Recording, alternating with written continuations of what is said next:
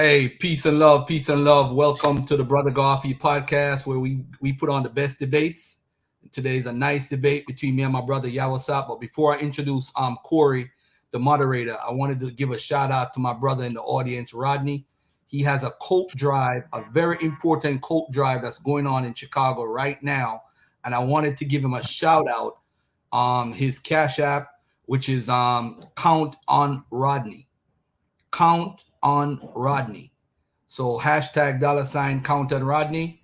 And check that out, family. And support this coat drive is important. There's a lot of kids in Chicago, children in Chicago who can't afford a simple coat, winter coat.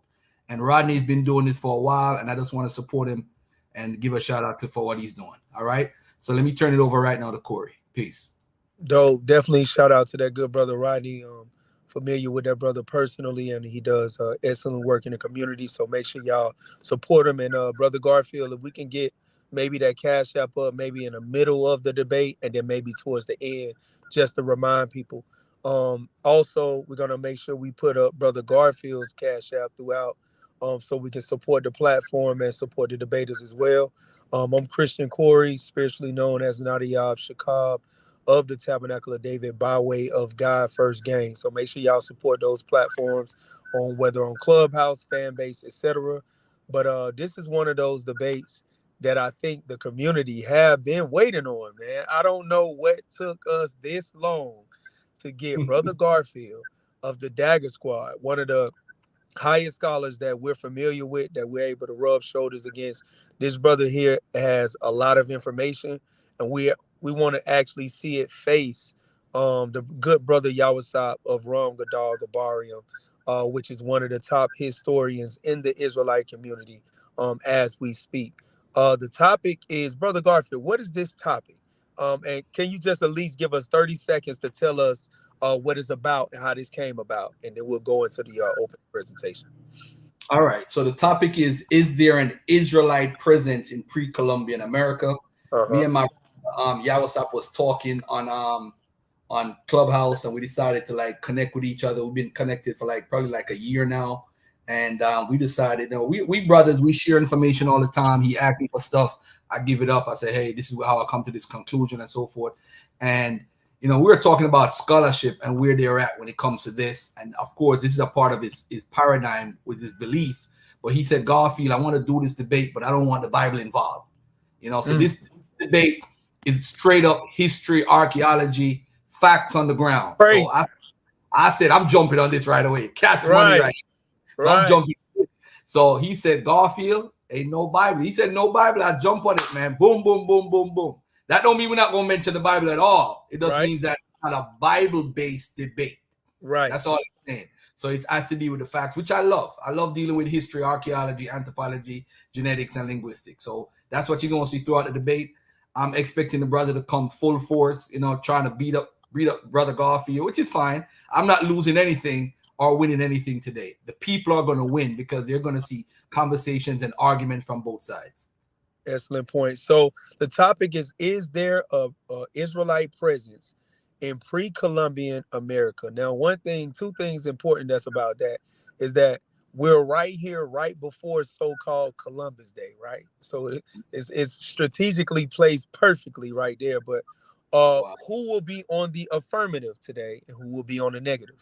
Please let the audience know that. Affirmative is my bro. He's his affirmative. I'm saying that I have not seen any evidence. That's what I'm saying. Now, maybe today I'll see evidence and I might change my mind. But praises.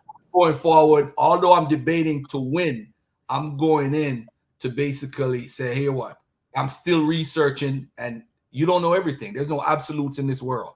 So maybe he'll provide something today that will convince me, and I'll say in the debate, you know what? Let's stop. But also, on the other hand, is he able to understand information to the point where he will say, you know what?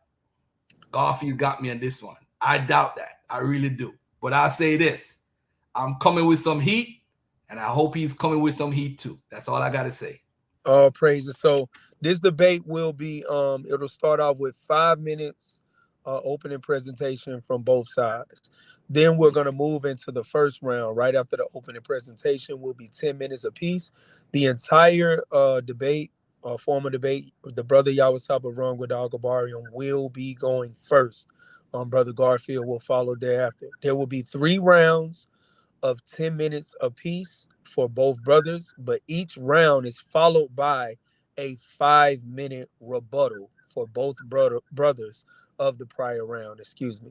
So after the 3 rounds, then we'll be moving into a question and answer section where it'll be about a 7-minute period of at least 5 questions from both brothers. I've already communicated on both ends that when it comes down to that last question, if it runs into the 7-minute period where it goes over a couple of seconds or a couple of minutes, I'll allow it just so the last question can come out and the last answer can come out. Brother Garfield and Brother Yawasap, do you guys agree? Yes, sir. All right, good deal, Yawasap. And then after that, it'll pretty much be a wrap up of the closeout, and then we'll close out the entire debate. So I'm excited for it. This has been something I've been personally waiting for to see the information. I think it's very important for the so-called Black community to receive it. If both brothers is ready to go, then we'll start with the opening presentation. Yawasap, you will be sharing your screen for the opening presentation, correct? Yes, I would. Do All you right, want good to deal. give out our handles now before we do the 5-minute introduction? So yeah, I was gonna kind of have it in there, but yeah, we can do that. So Yawasap, before your 5-minute introduction actually start, what I'll do is we'll get your screen shared, and then once we share your screen, you can go ahead and give your handles, speak about your school, and then once you start to talk about the debate / the information, that's when I'll start your time. So brother Yawasap is on you. If you're in the building right now, we got at least 100+ people in the room right now. Let's get the shares up. Let's go ahead and get the shares up. Send links to your group chats right now. This is an extremely important debate. This is huge, especially if you are following the biblical narrative, which Brother Garfield brings out a lot of information about, and Brother Yawasap defends on a heavy level. You guys need to be sharing. This room needs to be going up. So share on Fanbase, Clubhouse, YouTube, messages. Let's get the room going. And make sure if you guys see that Cash App going across your screen, guys should be able to see it. Is hashtag Ask Brother Garfield. Make sure y'all send that to Brother Garfield's podcast for the support of these heavyweight debates. He's been on a roll and been putting a high level of pressure on the community when it comes to debates. You can't deny it.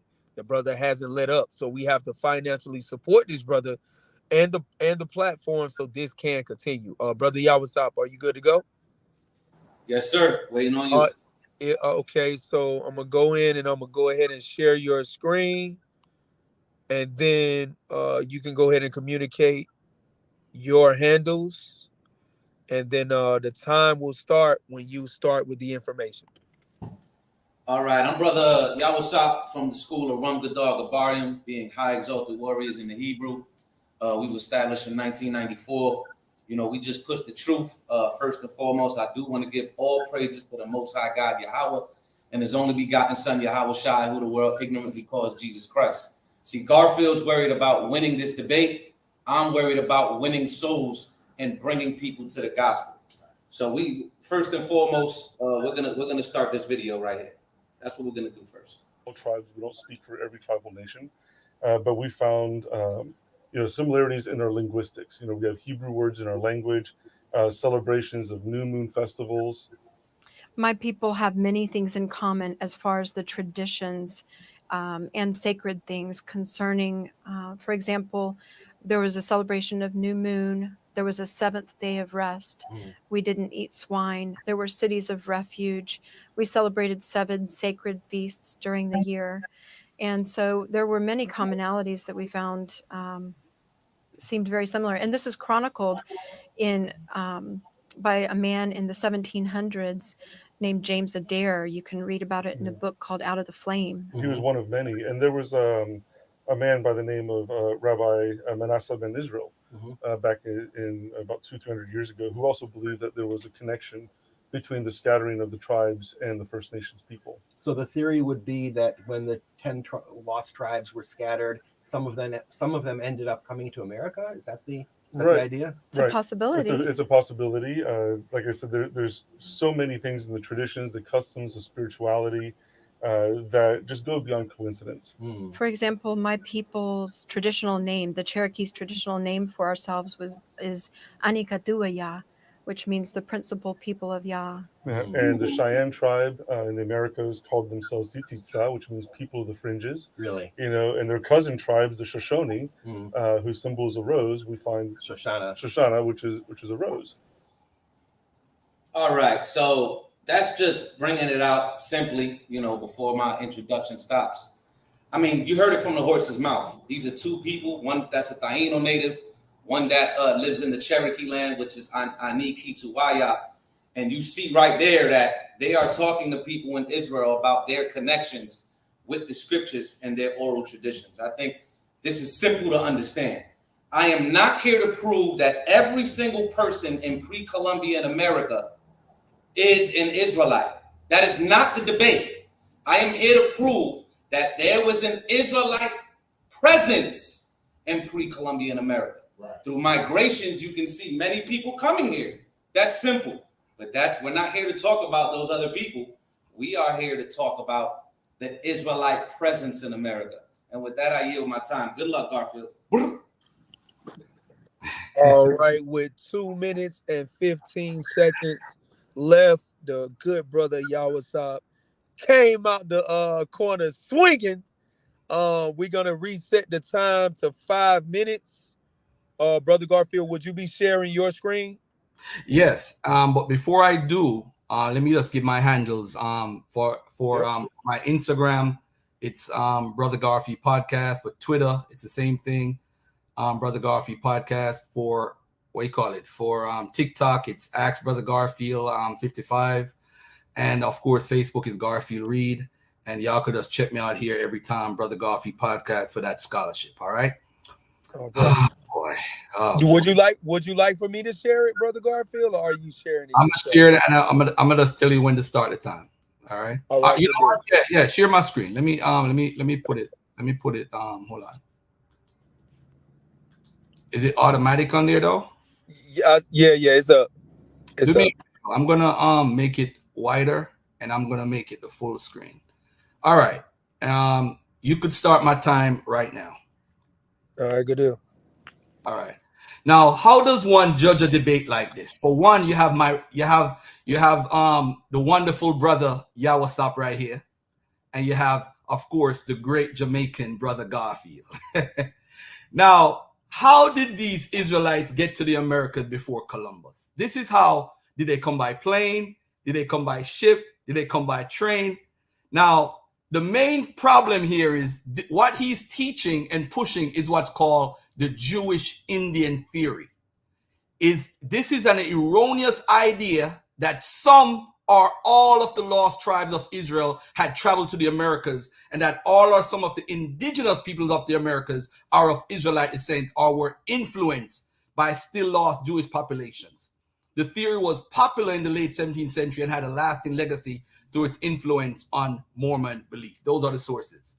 Although this debate is supposedly not Bible-based, it is rooted in the Bible tradition that all humans stem from Shem, Ham, and Japheth, and this is partially the root to the claim natives of the Americas are the lost tribes of Israel. My brother, my friend, my opponent, Yawasap, will try his best to present evidence that's already debunked to convince you Native Americans are Israelites. Now, how does one determine if there's an Israelite presence in pre-Columbia? Now, just like how he does show the video, and by the way, brother, that is not evidence. A scholar making the claim way after the fact is not evidence. What we need is archaeology, anthropology, DNA, history, and linguistics. A serious question we all should ask: did humans exist in the Americas before Shem, Ham, and Japheth existed? And the reason why I bring this up, although we're not talking Bible, because we need a timeline. and this chronological timeline for those three is around 2400 BC. So this debate is centered around something that people were arguing, Europeans and Jews and Christians, called monogenesis versus polygenesis. And I asked AI the question, what is monogenesis and polygenesis? Hold on, I'm sorry. Can you pause my time real quick? I'm sorry. All right, I'm good. Monogenesis is basically the theory that all human languages come from a single common ancestor, and all beings in the universe develop from a single cell. Polygenesis actually says there's more than one and branch out. All right. Now, for traveling to the New World, explorers had to account for the humans living in this part of the earth. So if you're a Bible believer and you run into people that you've never seen before, you're going to possibly claim they're the lost tribes of Israel. That's what started all of this. But Israelites in pre-Columbian America is based on the lost tribes of Israel concept that you just heard on this video. It all started with the Assyrian exile. Then you had the Sabbaton River, which rained rocks every day of the week except the Sabbath, so they couldn't cross it. Josephus knew where they were located. Rabbi Akiva in the 1st century had a debate with another rabbi saying, will they ever return? One said no, one said yes. And that's where Eldad the Danite come in the 9th century and said that he's one of those lost people or whatever. So this is what started up, this Jew. He lied about different things and so forth. So the Christians came up with a story with a guy named Prester John, and he now started saying they have an empire in Ethiopia. He was a king there. And then when Columbus is sailing, how long? Keep going. How long I have? How much time I got left? Minute 25. All right. So Columbus now is looking for this Ethiopian kingdom. As a matter of fact, the Portuguese are, and that's how they end up in West Africa where the slave trade started and so forth. But this is all predicated on the premise of Judeo-Christian paradigm. Now, when you hear about circumcision, separation during menstruation, human sacrifice, Levirate marriage, moon festival, worship, 1 minute left. You start to think these are Israelite practices because of one thing, Judeo-Christian paradigm. So my opponent will have to show and prove without the Bible, these folks stem from Israel, and these ritual or religious practices was done by Israelites before leaving Israel and carried it on up until the Americas. And lastly, let's stop for a minute and ask this question, family. Is Yawasap able to actually provide that information that I'm asking for? He can't provide that. He can't prove. Remember, no Bible allowed in this debate. He will have to show circumcision, moon festival, Passover, and the whole 9 yards existed in Israel before the Assyrian exile, that it was practiced. Also, did these concepts originate in Israel? If not, how does one determine they are from the Israelites? All this information got to come from archaeology, anthropology, and so forth. But I'm prophesying right now, family, that he's going to bring up the lost lunar stones, holy stones, the Nazareth. Okay. Time. Brother Garfield came back swinging.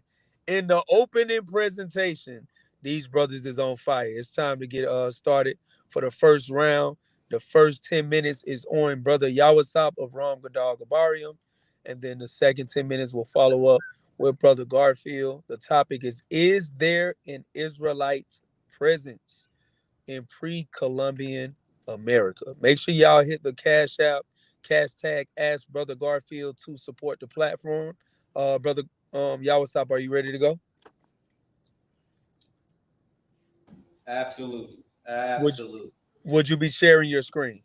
Emphatically. Let's go. All right, so let's get Yawasap's screen up.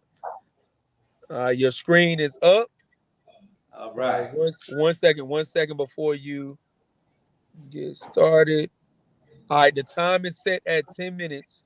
I want to just ask both brothers briefly, is it okay to give a 5-minute left and a 1 minute left? Yes. Yes, sir. All right, good deal. So I'll be giving y'all a 5-minute left and 1 minute left. Brother Yawasap, the time will start when you start. All right. Well, Garfield has claimed that there is no Exodus tradition amongst the Native American Indians in the Americas. I'm going to demonstrate typologies and epithets of biblical accounts among the indigenous American traditions, from Exodus to the Tower of Babel to Noah's flood story.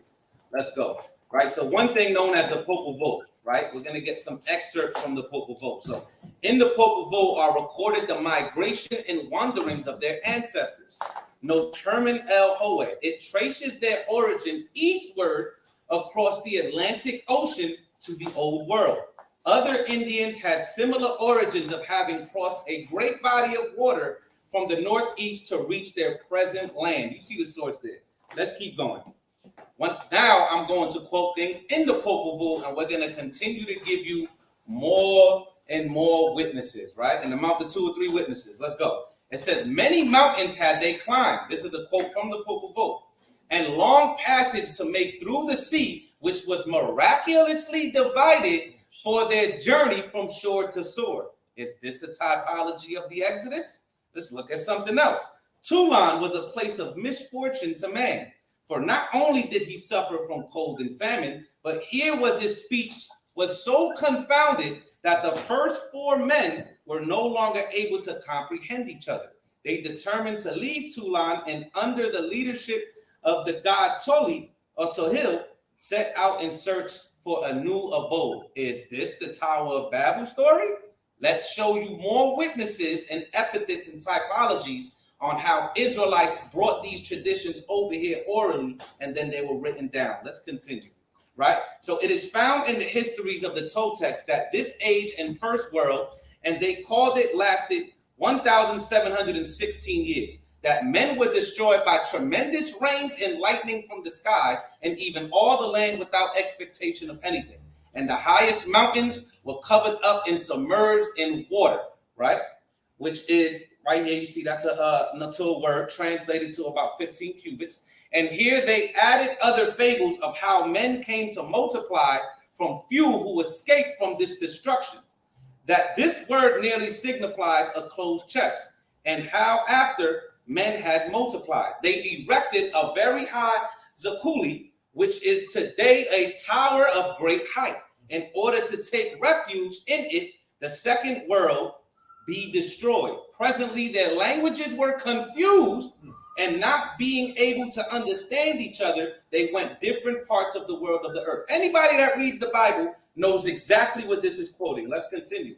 Now, you see the source. Duran's leaning toward biblical interpretations is seen in his claim that Quetzalcoatl opened a path. Quetzalcoatl is not a name, rather a title. Opened a path in the sea with his rod, the waters returning to there and drowning the pursuers after the followers of the divine personage had fled to safety. You're going to continue to see this over and over again. Let's continue. Some historians of America tell of the ancient Indians of Cuba that when the Spaniards asked them their origin, they responded that they had learned from their elders that God created the sky, the earth, and all things. That an old man, having sensed a great flood, which God wanted to punish the sins of men, had a large canoe and embarked in it with his family and many animals. After the flood subsided, he sent a crow, which finding dead meat to find on, never returned to the canoe, which he then sent to the dove, and it returned carrying in its beak a branch of a joba, a fruitful tree of Amena. What does this sound like? These are stories found in the Bible. Let's continue, right? So you see, then these were the 3 nations of the Kichi Mayas, and they came from where the sun rises, descendants of Israel, of the same language and same customs. When they arrived at the sea, Balaam Kinset, which if you look up Balaam, you'll see that it means Lord, right? These are titles. Touched his staff and at once opened the path when it closed up again, and thus a great God wished it to be done, because they were the sons of Abraham and Jacob. So it was those 3 nations passed through, and there came 13 others called Volcamai, which had written by the tradition of their ancestors told that they came from the other part of the sea, who came from Sivan Tulan bordering Babylon. Now look at the right. You see, this is what is known as the Father Crespi collection, which is a bunch of things found in the Amazon jungle and in Ecuador of things that have to date back to ancient 5 minutes left. Then it says, then we arrived at the seacoast. There is no means of passing. This is a story written by the natives, known today as the Annals of the Caquicos. They wrote this down. This is their traditions. Then they arrived at the seacoast. There is no means of passing, nor is it told of anyone who has passed the sea. And the warriors of the 7 villages who will find no means to pass the sea. Let's jump down. Let's get to the point. Next paragraph. Now there was a red tree, our staff, which had taken in passing from the gate of Talan, and therefore we are called Kakikel people, our sons of Gibats and Zatiku. The root of this staff, our staff, was pushed into the sand of the sea, and soon the sea was separated from the sand, and for the red tree served which we brought from Talan. Soon the sand was as a line, and we passed out. What is this? This is the Exodus tradition here by the natives. Let's continue, right? In the great battle of the Quiche were miraculously assisted by swarms and wasps and hornets, which flew at their faces and stinging, blinding them so that they could not yield weapons nor to see make effective resistance. After this battle surrounding the races became tributaries to them. Now you see what this is quoting. And look right here, something found in North Dakota kind of looks like something found in Jerusalem. Let's continue, right? You see the book on the right-hand side. It says, they claimed that Yehovah was the name of the great king. He was a man, yet a spirit and a great glorious being. His name was never to be mentioned in common talk. The great king commanded them to rest on the 7th day, right? Let's jump down. Yehovah created the world in 7 days. Let's jump down. And made woman of one of his ribs. What are we talking about here? Right. What are we talking about here? Let's continue, right? It says, they told me that after he had suffered many afflictions and persecutions from his countrymen, he had gathered the multitude of his followers and persuaded them to flee from the persecution to that land, that they could live in peace. They had made a leader of those people. He went to the seashore and moved the waters with the rod that he carried in his hand. The sea opened up and he and his followers went through.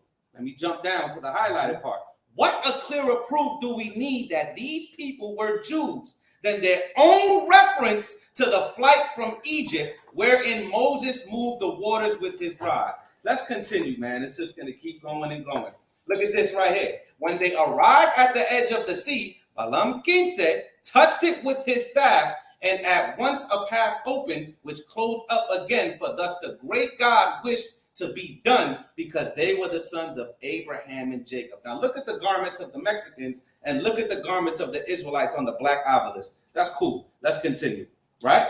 It says right here in the star in the west, right? After they count time after the manner of the Hebrews. Let's jump down. By lunar months, like Israelites who counted by the moons, as their names sufficiently testify.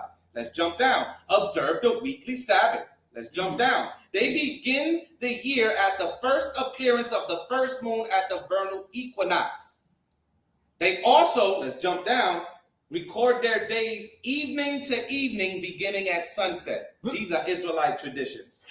Israelite traditions. Look at this. Look at this. Our Arawak Taino ancestors were always ready to be taken home to Yaya, which is one of the names our people have for their creator. And in their old stories, he had a son called Yael. 1 minute left. Fish. It is an interesting note that Yael in Hebrew means son of Yah. Let me jump down. Yahya is the great spirit, the one who was first, the giver of life, the most high of all the Semites. Right? Look at this. This is from a Chickasaw elder. Creator had come to a man named Noah and told him to build a large canoe because the water soon covered all his land. Now it was destroyed by water. Look what it says in the bottom. And the next world shall be destroyed by fire. Nuclear thermal destruction, by the way. Let's continue. This is a Choctaw tradition. It was passed down to all humanity, was one of the men living on Turtle Island. We all spoke the same language. Let me jump down. Beginning a large sky tower that would reach past the stars into the heavenly realm. The Creator saw what the people were doing and became very upset. So he promptly destroyed the sky tower that the people were building. The Creator grabbed Time. Good brother Yawasap Dog Abarium finalizing his first round We'll be moving into Brother Garfield's 10-minute round. If you guys can, make sure y'all hit the cash app, tag Ask Brother Garfield for the Brother Garfield podcast to support Brother Garfield's ministry, as well as Brother Yawasap's. The debaters need to be supported for this high level of edification that comes out, as well as the platform continuing to grow.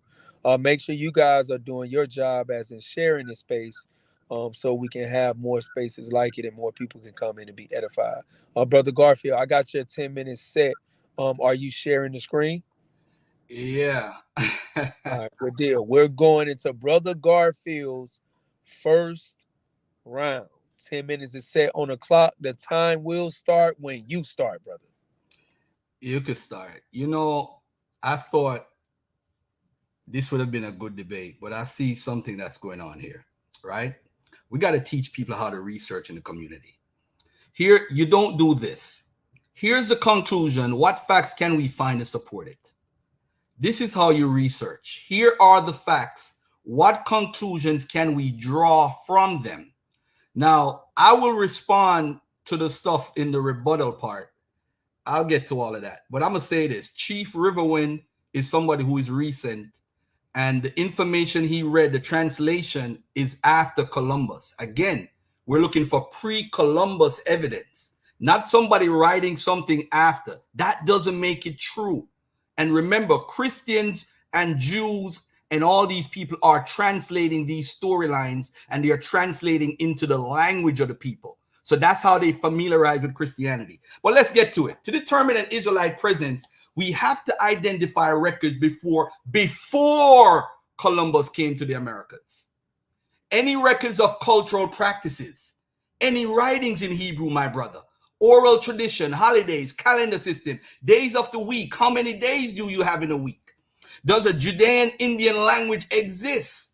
And this is the key to all of this, because everywhere else in the world where Jews went, they kept their language. When they spent 2,500 years in Persia, they kept their language. When they spent 2,500 years in Babylon, they kept their language. Do we have a genetic connection? Do we find traces of Jewish holidays being practiced before Columbus? We have the sun, moon, winter solstice, spring, summer, fall, winter in every damn culture, bro. So some celebration dates might correlate because these are things that are universal. So what are you really saying now? I don't get that.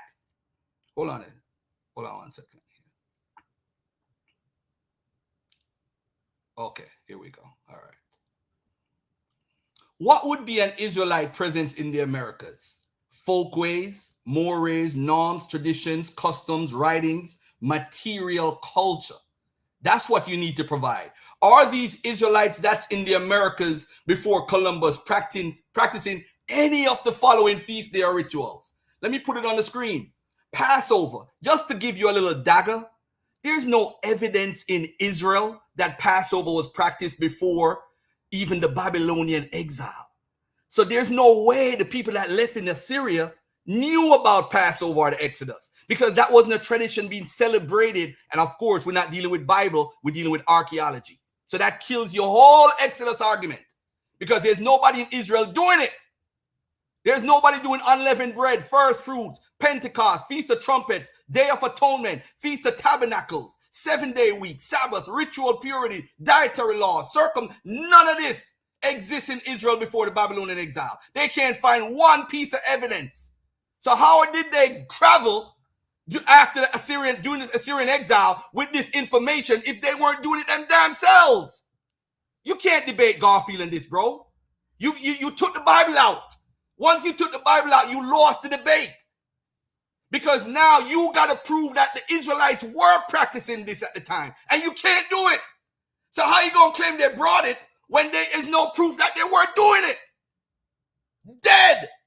So you talking about, oh, they have something about the Exodus. Of course, if they're rewriting the story after Columbus got here, of course the Europeans are going to attach the biblical tradition to indigenous people and violate them and write these fake stories in their tradition. That's not evidence, bro. Where is the evidence pre-Columbus?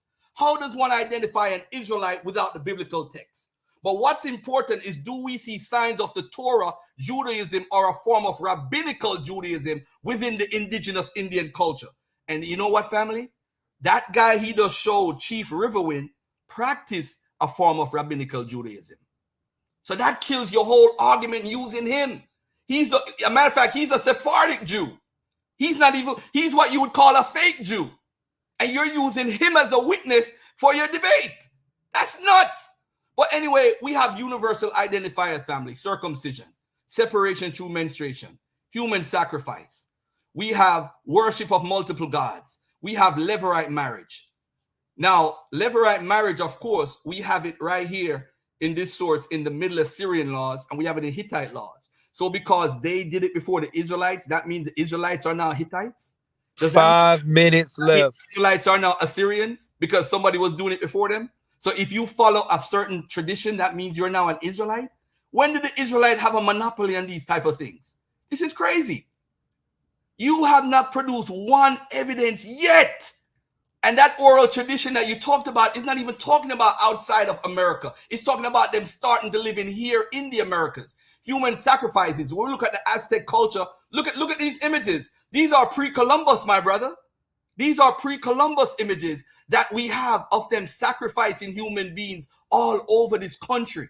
This is pre-Columbus Mayan. You just talked about them. The Das Pillar site. This is what they did. I'm showing you what the cultures actually did, what you're talking about. Look at these skulls. Decapitating. This is what they did. They sacrificed humans. That's what they did. That's not an Israelite culture. So what are you talking about? Let's move on. The worship of multiple gods. And if you have kids in the room, take them out right now. Multiple gods. This is what they did. This is what these cultures did. They worship multiple gods. Homosexual deity. You never find, don't y'all accuse Egypt of having homosexual deities? So Israelites had homosexual deities? That's what you're saying? The Europeans coming in and trying to correct Indians, your Israelite brothers, from homosexuality. I'm sorry, guys. I got to show these images. These are the Mayans, the Aztecs, the people in Ecuador, Brazil, all over performing these nasty activities and recording them in pre-Columbus time from 200 AD. You're going to tell me these are Israelites? You're trying to associate African Americans with these nasty cultures? The Mayan culture tells us that Bartolo de la Casa told us they used to give their kids young boys before they broke their virginity. They could have sex with boys. Is this Israelite culture? This is pre-Columbus. That's what I'm looking for. Show me pre-Columbus evidence. Don't read out of a book with somebody with an agenda and say this fits my debate or my angle. No, my brother, you gather all the information. So I need clarity. Who are the Israelites in these cultures? It seems all the Native American cultures that's normally claimed are the ones practicing these behaviors. When you talk about blood stuff now, about menstruation and the Cherokees use the woman's period blood as power against other humans. That's why they put them in a hut to sit by themselves. That's what you need to know about the culture. Of course, they separated the woman because they said the creation is based off of menstruation through the moon deity. That's what they talk about. See, represents the origin of menstruation, woman. So what are you talking about? They said with period blood, you had psychic abilities. According to the Cherokee, menstrual blood was a source of feminine strength.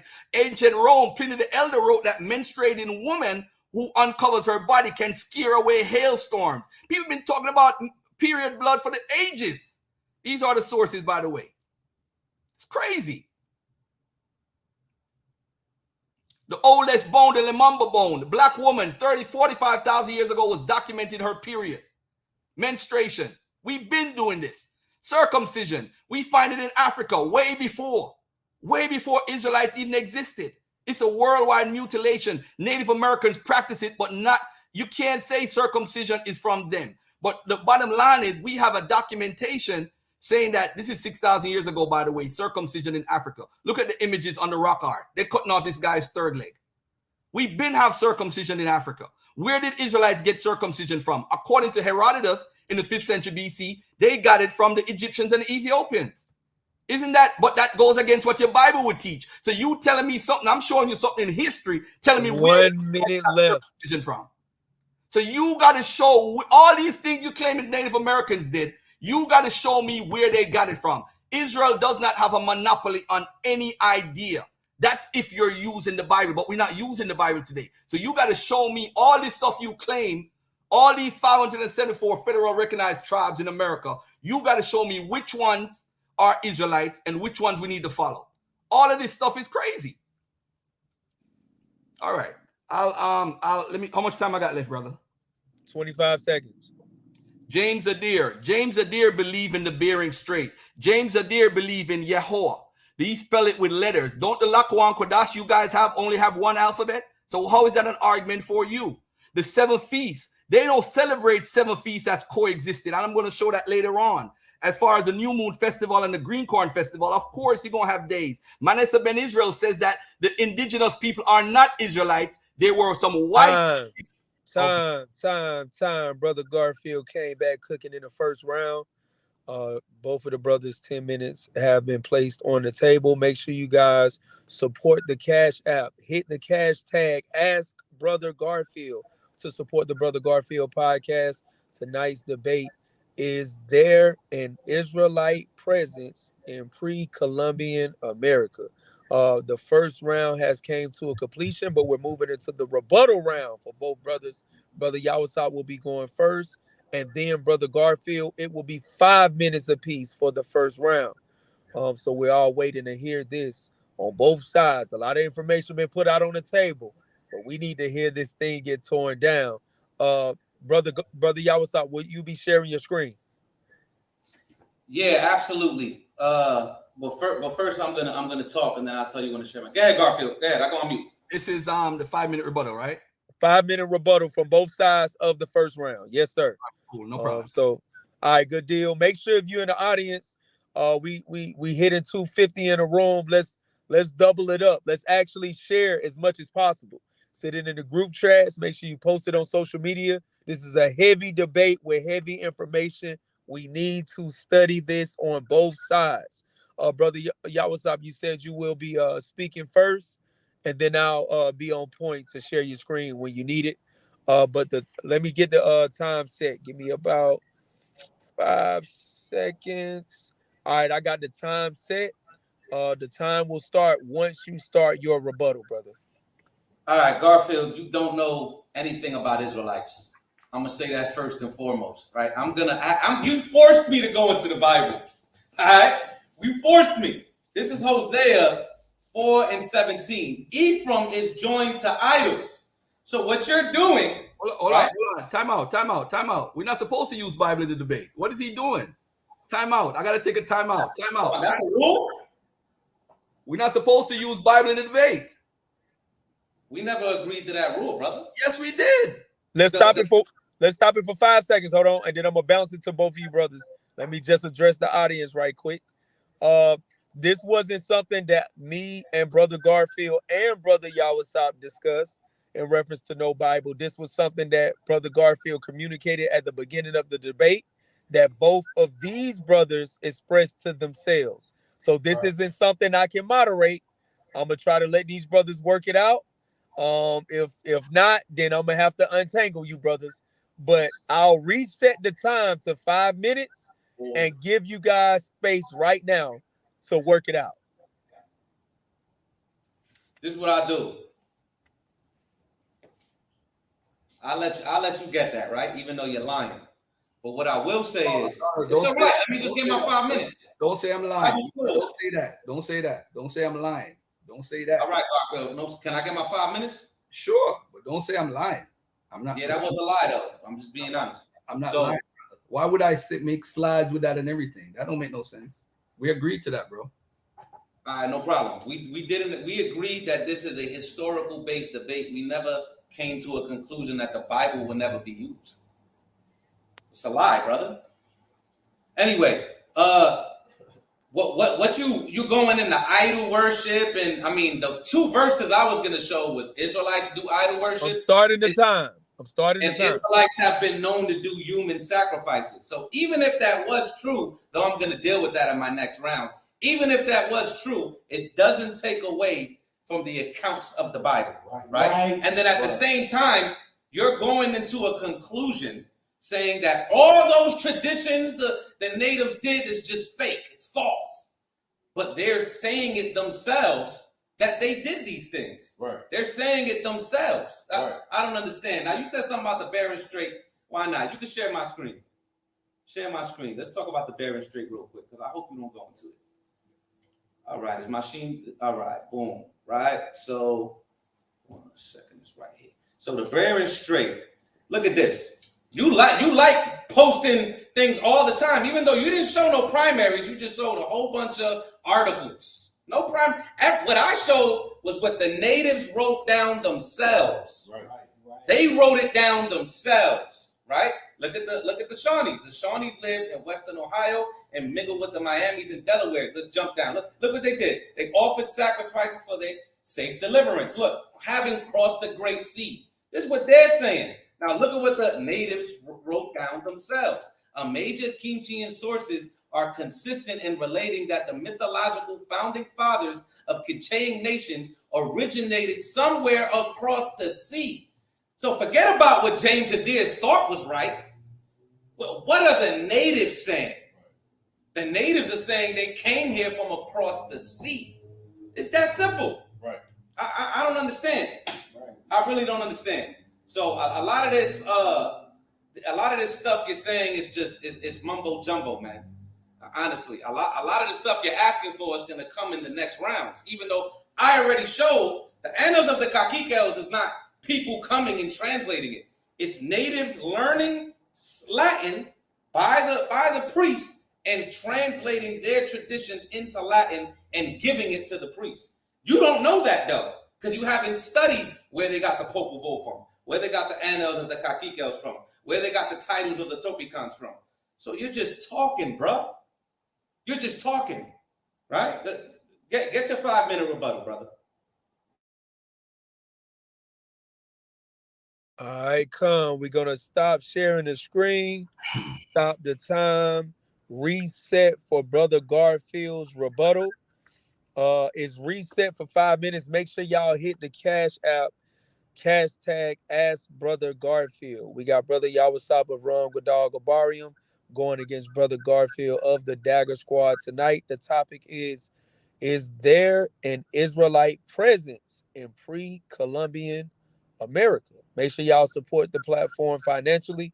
We've closed out the first round. Yawasap surrendered the rest of his time of his 5-minute rebuttal. Now we will be bouncing over to Brother Garfield's 5-minute rebuttal. The time is set, Brother Garfield. Are you ready? Would you be sharing your screen? You got it? Mm-hmm. All right, good deal. So the time will start when you start, brother. All right. When it comes to Cherokee and the Hebrews compared, and we look at the feast days, right? These are the Jewish feast days. These are the Cherokee festivals, right? Hold on a second. I'm sorry. Hold on 1 second. All right. All right. So now we have the Cherokee festivals, the green corn. Now, remember the lady in the video that he showed? Look at these festivals. You have 1, 2, 3, 4, 5, 6, right? The pigeon dance is a winter spruce dance. That doesn't align with anything in Hebrew. The first new moon of spring, everybody in the world does that. The green corn ceremony is in June. The mature green corn ceremony is 45 days later. They have a lot of stuff. The Great New Moon Festival is way down in October.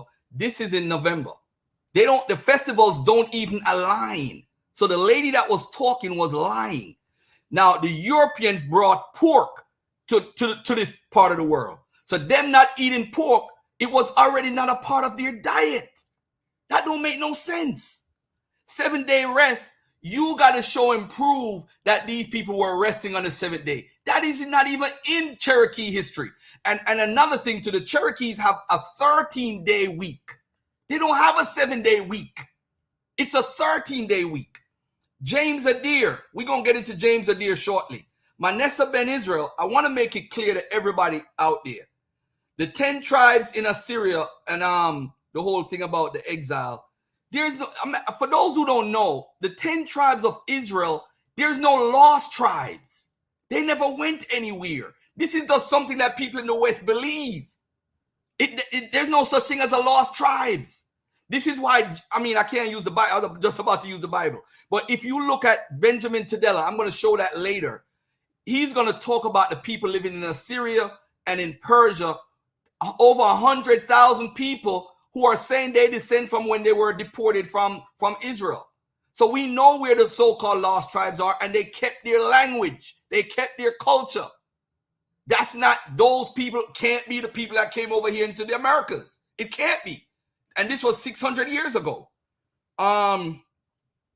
Chief River One is actually a Sephardic Jew who is connected to Sephardic Jews. He has Indian connection with him because of a mixture of the marriage.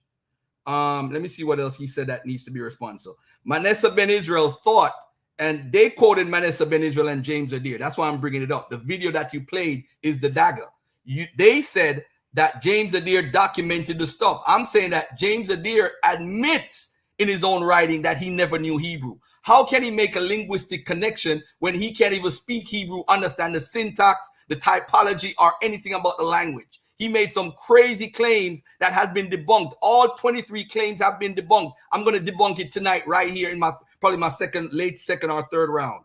And then when you talk about one more thing, Manasseh ben Israel, he's saying in his writings that the indigenous people were converted by white people. He said that in his primary source.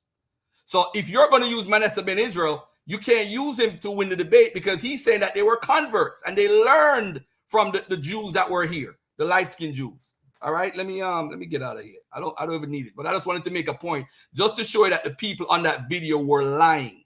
These feast days do not align with anything that they have. And even if you look at the Cherokee language and ancient Hebrew, look, I'm gonna show all of this in a few minutes, just to break it down. And just to show you right now, they are divided into 12 tribes, right? They're divided into 7 clans, the Cherokee. So that all that they were saying on that video that you played, bro, is a lie. The Cherokee are broken down into 7 clans. And I have the name of the clans right here. This slide is coming up. You're gonna see it. It's not true. This is why when you talk about pre-Columbian evidence, you gotta show something before Columbus came to America. You have not shown that, bro. Make me a believer, please. Unless you didn't understand the debate, you gotta show people. And then when I said that you can't show an Exodus tradition in Israel prior to Babylonian exile, I'm talking about archaeology, anthropology, and history. There is absolutely no records of a Passover celebration before 400 BC. So you got to show me. So the people who live in the exile, they don't have no book. They don't have no Torah, no Tanakh. They don't have no prophecy. They don't have no ritual laws. They don't have Leviticus. So why would they bring it with them if they didn't have it in the first place? That kills your entire argument. Time, Brother Garfield cooking up, closing out the 5-minute rebuttal round of the first round. We'll be moving into the second round, but first and foremost, make sure y'all are hitting the Cash App, supporting these brothers that's bringing out a high level of edification for all of us to learn from. Make sure you hit the Cash App. It's hashtag Ask Brother Garfield. Tonight's debate is there an Israelite presence in pre-Columbian America. We'll be moving over to the second round, which will be 10 minutes apiece. Brother Yawasap will go first, and then it will be followed by Brother Garfield. Brother Yawasap, will you be sharing your screen? Yes. All right. Right away, you want me to go ahead and get it up there? Yes. All right, good deal. So the screen is up there. The time is set for 10 minutes, and the time will start when you start.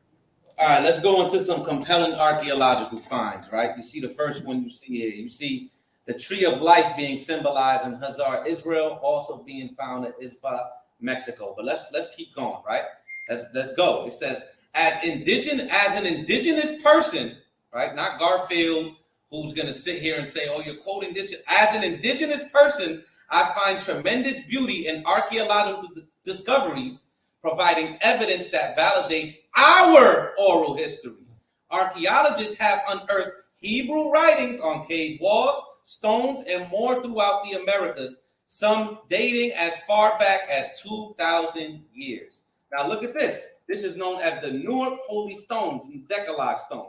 In June and November of 1860, respecting Licking County and Newark, Ohio survey, David Warwick unearthed 2 stones bearing Hebrew inscriptions. The first was a triangular-shaped keystone, and the second was called the Decalogue Stone, encased in sandstone sarcophagus and accompanied by a small stone bowl nearly the size and shape of a Hebrew temple ritual bowls. Now remember, this was found in Ohio.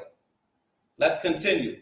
Look at this book. The sons of Jacob were walking on the soil of Ohio many centuries before the birth of Columbus. Now look at this certain garment that the natives wore in Ohio. You see fringes with a border of blue. This is what they wore there. Guess where that's found?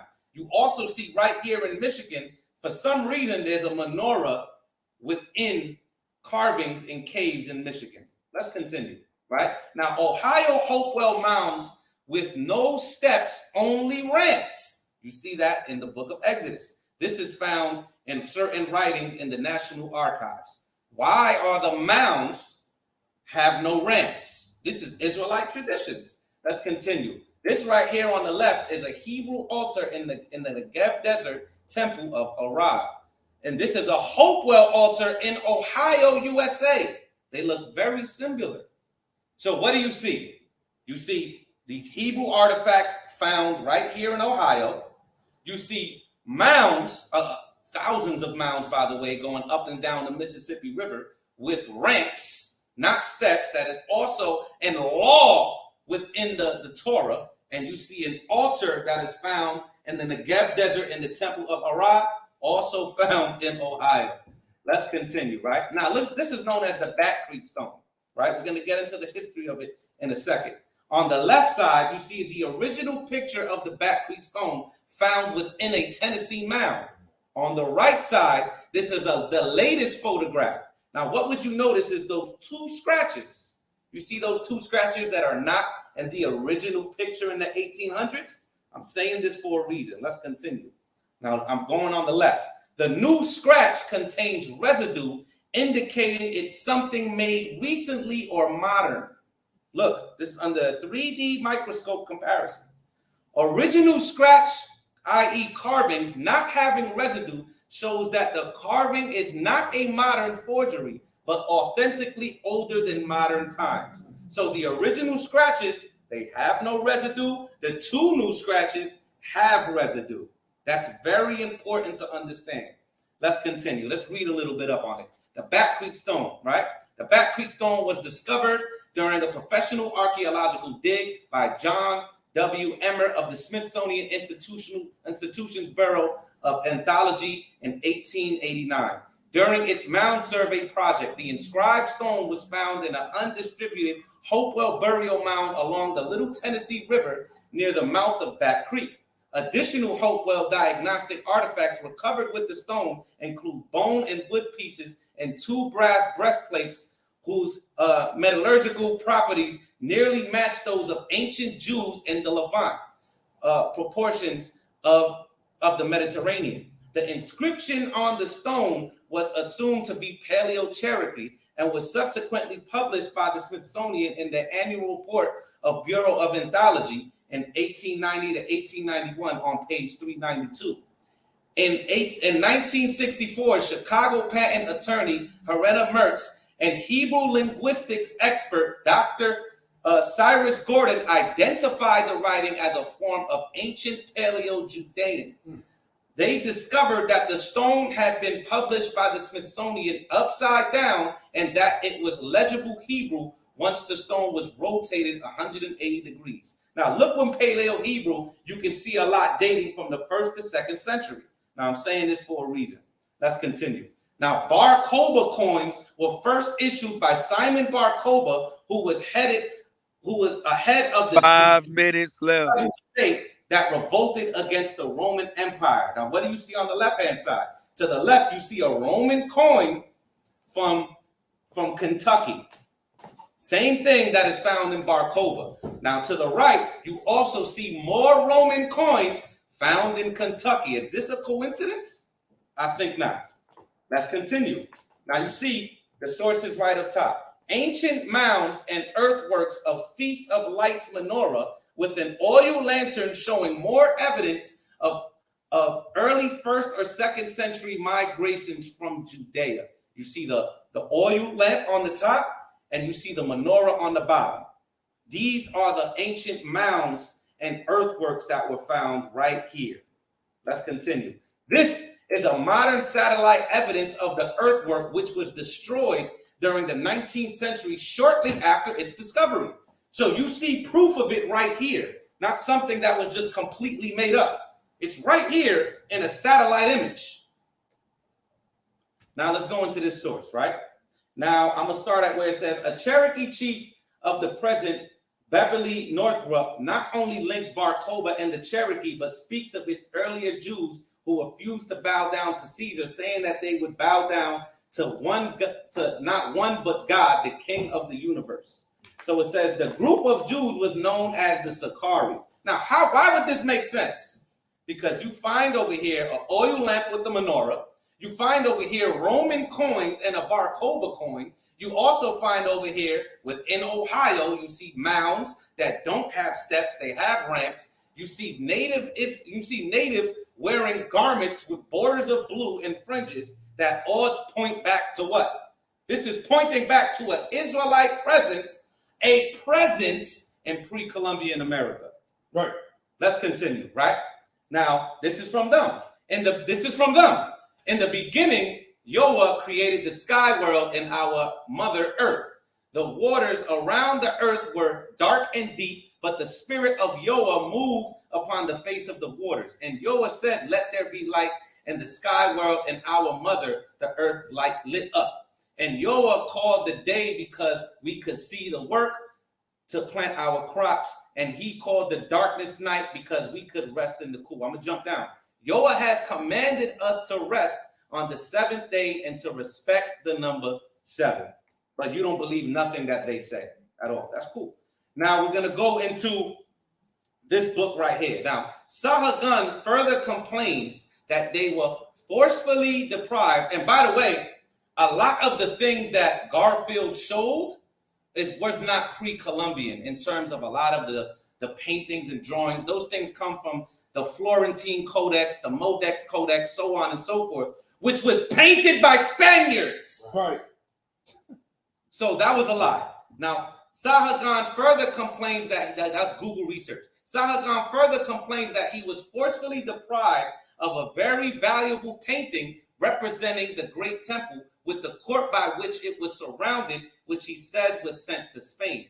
It was very evident that everything in Mexico calculated to draw attention to the ancient history of the country, more especially if connected with religious recollections, was carefully removed from notice immediately after the conquest. Pieces of sculpture were mutilated. 1 minute left. Paintings were burned, temples and edifices from their size. Now, I'm saying this for a reason, right? Sahagun, when engaged in this compilation of history after it had taken from him again and restored, received 3 cautions. First, to write nothing to prove that the Hebrews have colonized the New World. That's the information that Garfield is reading. Right. Secondly, to be guarded in what he said of devils having imitated God and taking to himself a chosen people in the New World and counterfeiting the rites and ceremonies of the Jews. Because when they came here, they seen these people doing things that were written within the scriptures. Right. Now let's go to this one. Now, Lopez de Gomorrah. This is somebody that you continue to use, Garfield, and you don't even know it. The author despised the Indians and filled his volume with outrageous characterizations of them. And guess what? He never even came here. Time. Good brother Yawasap of Rum Gadal Gabarium is wrapping up his 2nd round. For 10 minutes, if we can reset the, let me see if I can remove that. Removed it from the stage. Is that your slide that's up, Brother Garfield? Yes, my brother. All right, good deal. If y'all can, make sure y'all hit in the Cash App. The topic today is there an Israelite presence in pre-Columbian America. We got the brother Garfield finna go into his second round for 10 minutes. The time is set, brother Garfield, and it will start when you start. All right. This is so sad. This is so sad at this point. But let's get to this. All right. The archaeology, I'm going to address everything that he said. The New York, I can't believe he brought the New York Holy Stone and the Bat Creek Stone. I can't believe he brought that to the debate. That just tells me the level of your scholarship. Now, the problem now is this. It has to be a conspiracy. People are hiding. They don't want people to know they're Israelites. Again, remember I asked, can you provide evidence in Israel before the Assyrian exile that anyone was practicing any of these rituals, 10 Commandments, Passover? He can't do it because it was not written down yet. It wasn't developed. There was no Israelite religion until after the exile. There's no evidence of Passover, family. So why would the persons who are being exiled out of Israel, why would they have an Exodus tradition to carry to America? It makes absolutely no sense. That kills your entire presentation. But let's look at archaeology in the Americas. This is physical evidence of the Americas before the Assyrian exile, right? You have Caral Super civilization. These are the people in the Peru area. And I'm telling you, ladies and gentlemen, they built this before even Kemet. They're building pyramid structures. Are these Israelites? No, this is 5,000 years ago. What are you talking about? You're now disrespecting and violating these people who's been there for centuries. Look at them. They have mummies before Kemet, 9,000 years ago. What are you talking about? I don't know. What is the obsession of trying to make everybody an Israelite? I don't get it. It is so pseudo. This is why I read the Jewish Indian theory at the beginning. It is pseudoscience. And that's what you've been teaching the whole time. I can't believe you brought the Bat Creek Stone. I can't believe that. This is all archaeology of the people. Look at this. 1200 BC in Belize, Central America, you have the Mayan culture building structures. Look at the structure. And you're talking about these people are Israelites? 1200 BC, there was no Israel yet. Now let's go to genetics because he don't deal with genetics, but I got to do this for a point. Now, they have a body that they found 13,000 years ago. That body, ladies and gentlemen, accounts, look at this. The Clovis child, now known to be a boy, is directly ancestral. Look it up. Directly ancestral to today's native people from Central and South America and North America. That means that child genetically, how are they Israelites if they're connected to a boy from 13,000 years ago? Makes no sense. This is why Israelites don't like DNA. Look at this right here. 96% of Native Americans are connected to the haplogroup C, Q, and R. And the reason why they're connected to R is because of when the Europeans came in and slept with the Indian folks. So they're primarily C and Q. 96%. So you're saying the Israelites is the 4%? They're connected to that little boy 13,000 years ago. Bro, stop the lies, bro. The Native Americans have their own culture. It is Europeans who are imposing this biblical text on them from the jump. These people ain't got nothing to do with your Bible until y'all came to convert them. This is nuts. The African slave. I want y'all to look at this. Y'all might not love DNA. Look at the map on the side. This is North America and South America on the right. Look over in the left side where Israel is. Do you see any of these colors where Israel is? Not even a drop. They're in Asia. Look at the purple color. This is the genetic marker of QM242. What 96% of the people have. Not QM, I'm sorry. C and Q they have. But the Q marker is that's what it is.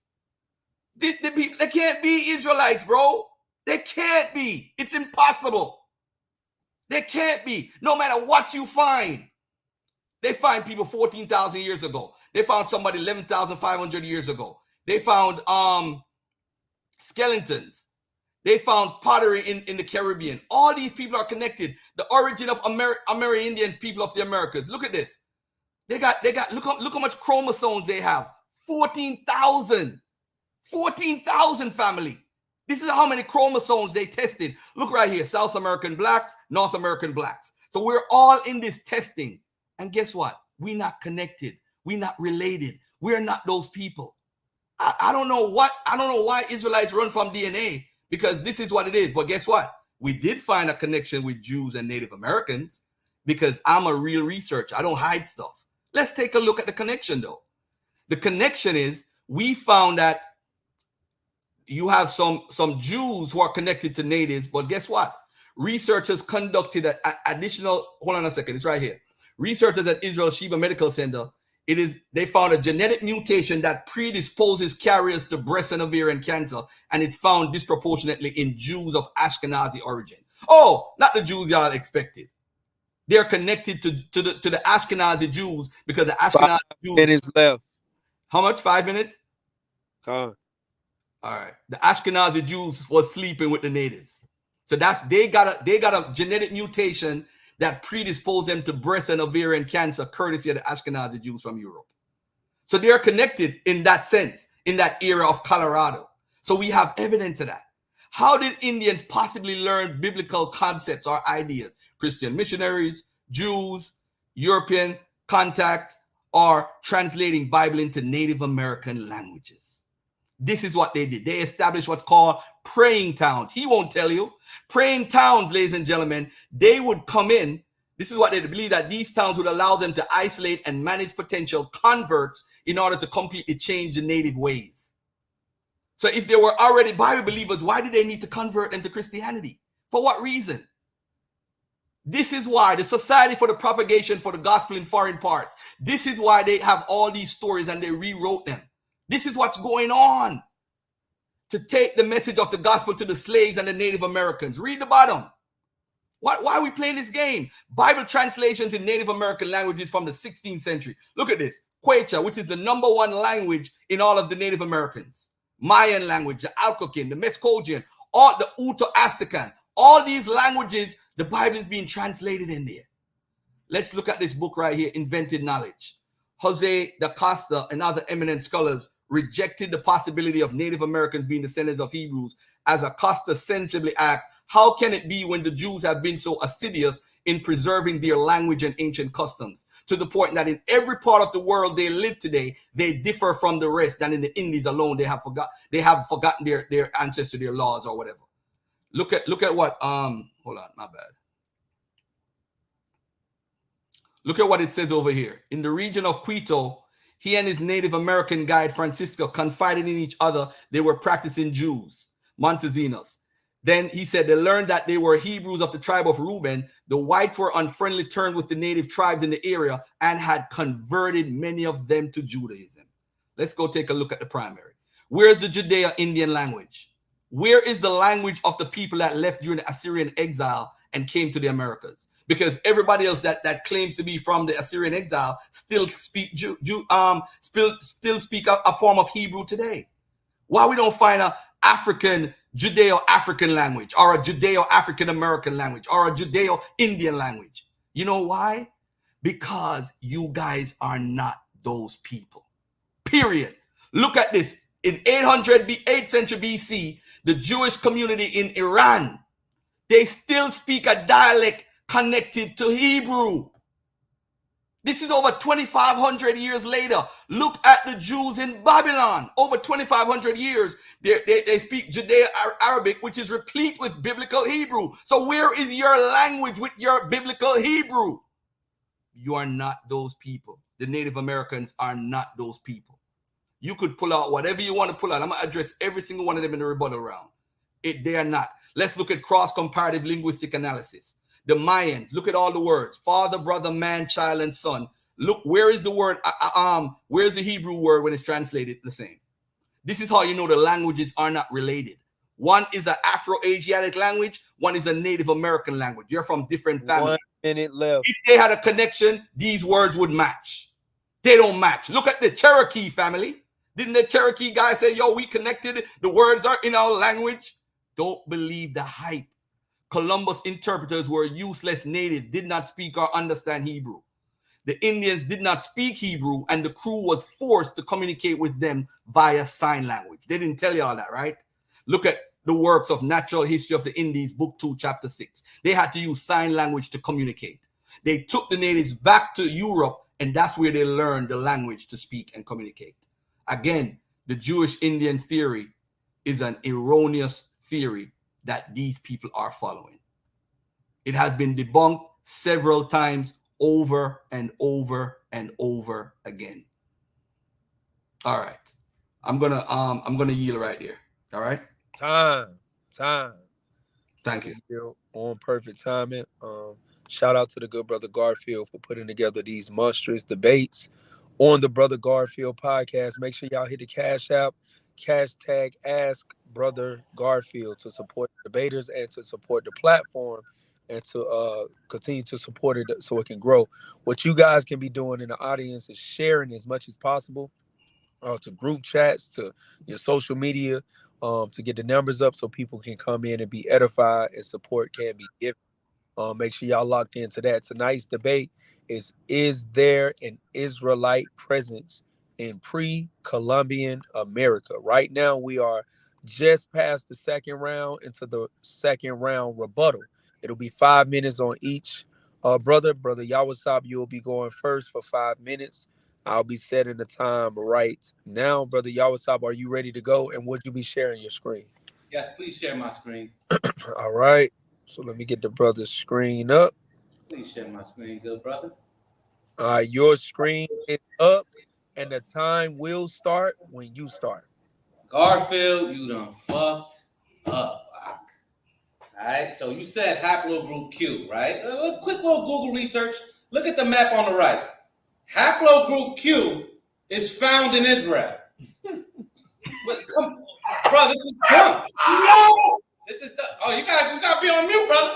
This is ridiculous. Look, this is a nice little map of the main haplogroups in America. You see that? You look at that orange one. Okay. Look where it's also found. It's found in the Levant, right? Similarly, haplogroups A and B are predominantly found amongst Native Americans. Remember, we're talking about an Israelite presence. I do not believe and I do not claim everybody here is an Israelite. Native haplogroup X is one of the exceptions to this pattern of limited geographical distribution and is found at low frequencies amongst West Eurasians, northern groups of Native Americans, as well as Northern African and the Near East. Look at this. The only other place on Earth where X is found at an elevated level, apart from American Indian groups like Ojibwe and among the Druze in the hills of Galilee in northern Israel. Now let's go into the pseudo-isms of Garfield. This pseudo head ass. Look, this book, this what you read, right? This what you read, right? Okay, it's a lot here. So these are the sources that is being shown, none of which show or prove those Indians were white Jews from Europe, because this is what Garfield's claiming. He doesn't even know what this book is saying, right? Look, quoted from the source. Look, the interpretation of Montesinos had seen Jews rather than Indians in George Weiner, American Jewish Graves. Now, all the other sources on the bottom, all it shows was that Jews after the Inquisition came here. That's all they show. I don't disagree with that. Jews were in Boston. Jews were in South America. Jews went to Puerto Rico. Jews went to Jamaica. Who gives a shit? They came here, so what? But they based this theory off of America's Jewish Braves by George Weiner. Let's read this. Garfield laid his premise on a theory. Right. But what on Aaron Levy and his account? Did he really meet Hebrew speaking people? Or was the whole thing a fabrication? Today, no one believes the American Indians are descendants from the 10 lost tribes. Cool. Nobody believes it, right? Except crazy old Yawasap, right, Garfield? Except these crazy nigga brews. Right. Except these crazy, right? And nobody believes it. Right. Let's keep reading. But you're basing your entire premise off of a theory. Come on, bruh. Pseudo. Oh, where's the primary? Where's the primary? Where's the primary? Where your primary, nigga?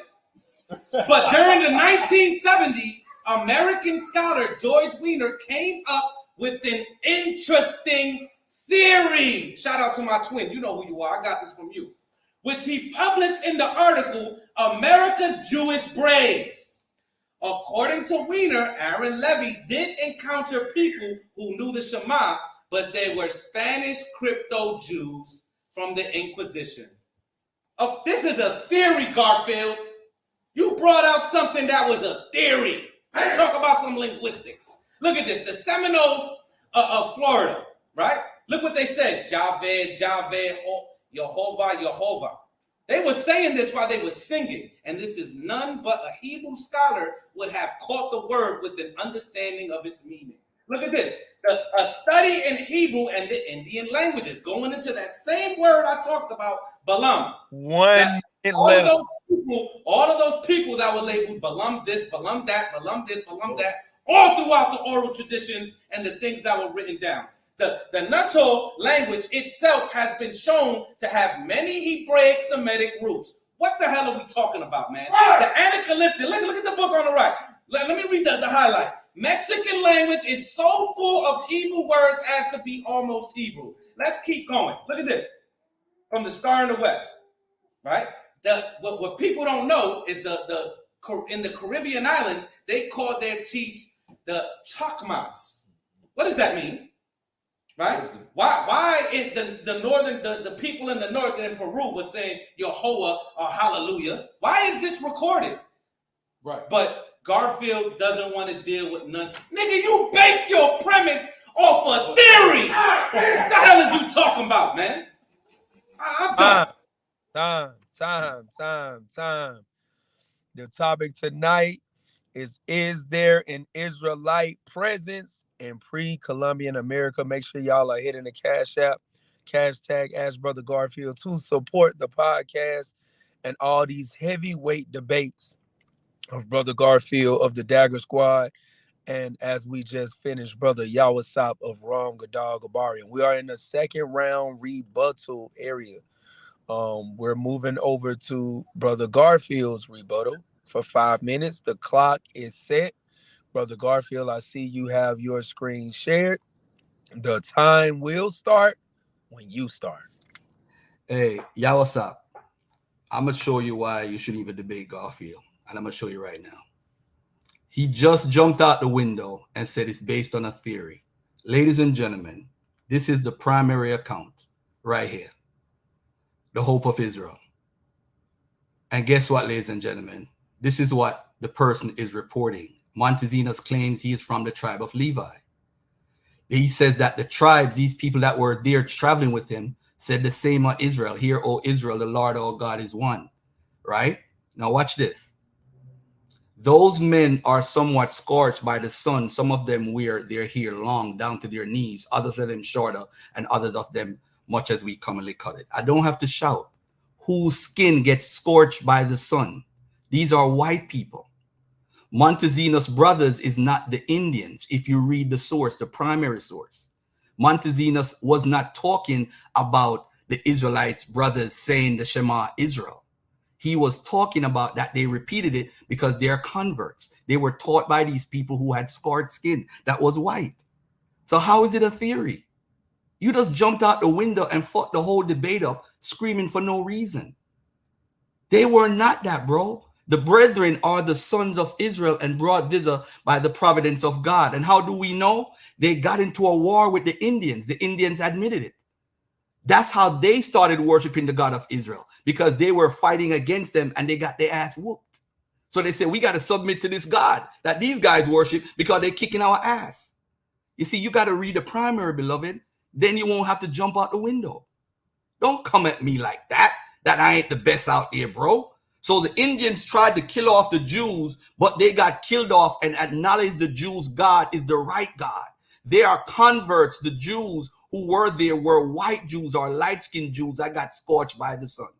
Jesus Christ. Now let's look at this New Ark Holy Stone. I'm sorry. Can you pause my time 1 second, brother? Hold on 1 second.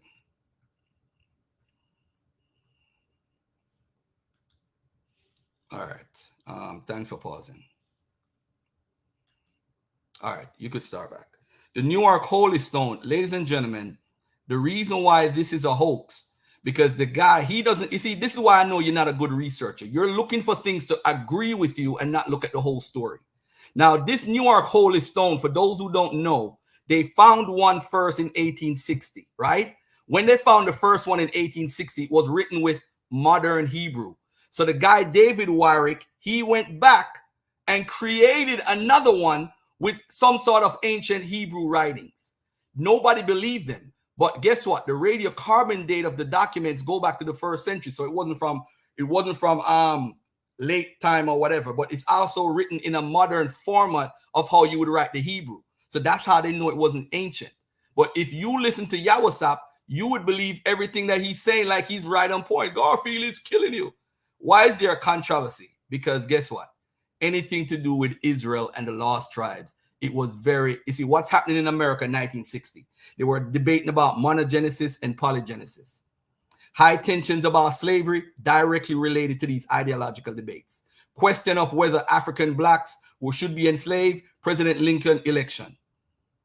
So now what happened is, what does ideology have to do with it? If monogenesis are correct, this means that the African blacks and Native Americans are fully human and could not be enslaved or exterminated.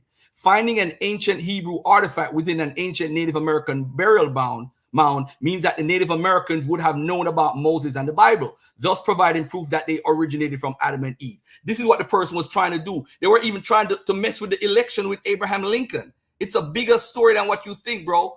Now, why is it a forgery? It was found in a shallow hole. The Hebrew used is modern 1800s typography. 1 minute left. That's the main issue with that. Now, let me hold on a second. Let me get out of this real quick. Let me do this real quick. I got to do the Bat Creek Stone. The reason why the Bat Creek Stone is a fake, he won't tell you that Manford and Quast found the source. It's in the General History of the Encyclopedia and Dictionary of Freemasonry. They found the picture where it came from, family. This is what the person copied. Come on, Yawasap. You didn't know this? And you claim you were a researcher, bro? The source for the writing is discovered. The top. This is the book. This is what they found, the Bat Creek Stone. The person copied the top. This is obvious. What are you jumping out the window like you can research? You're a baby, bro.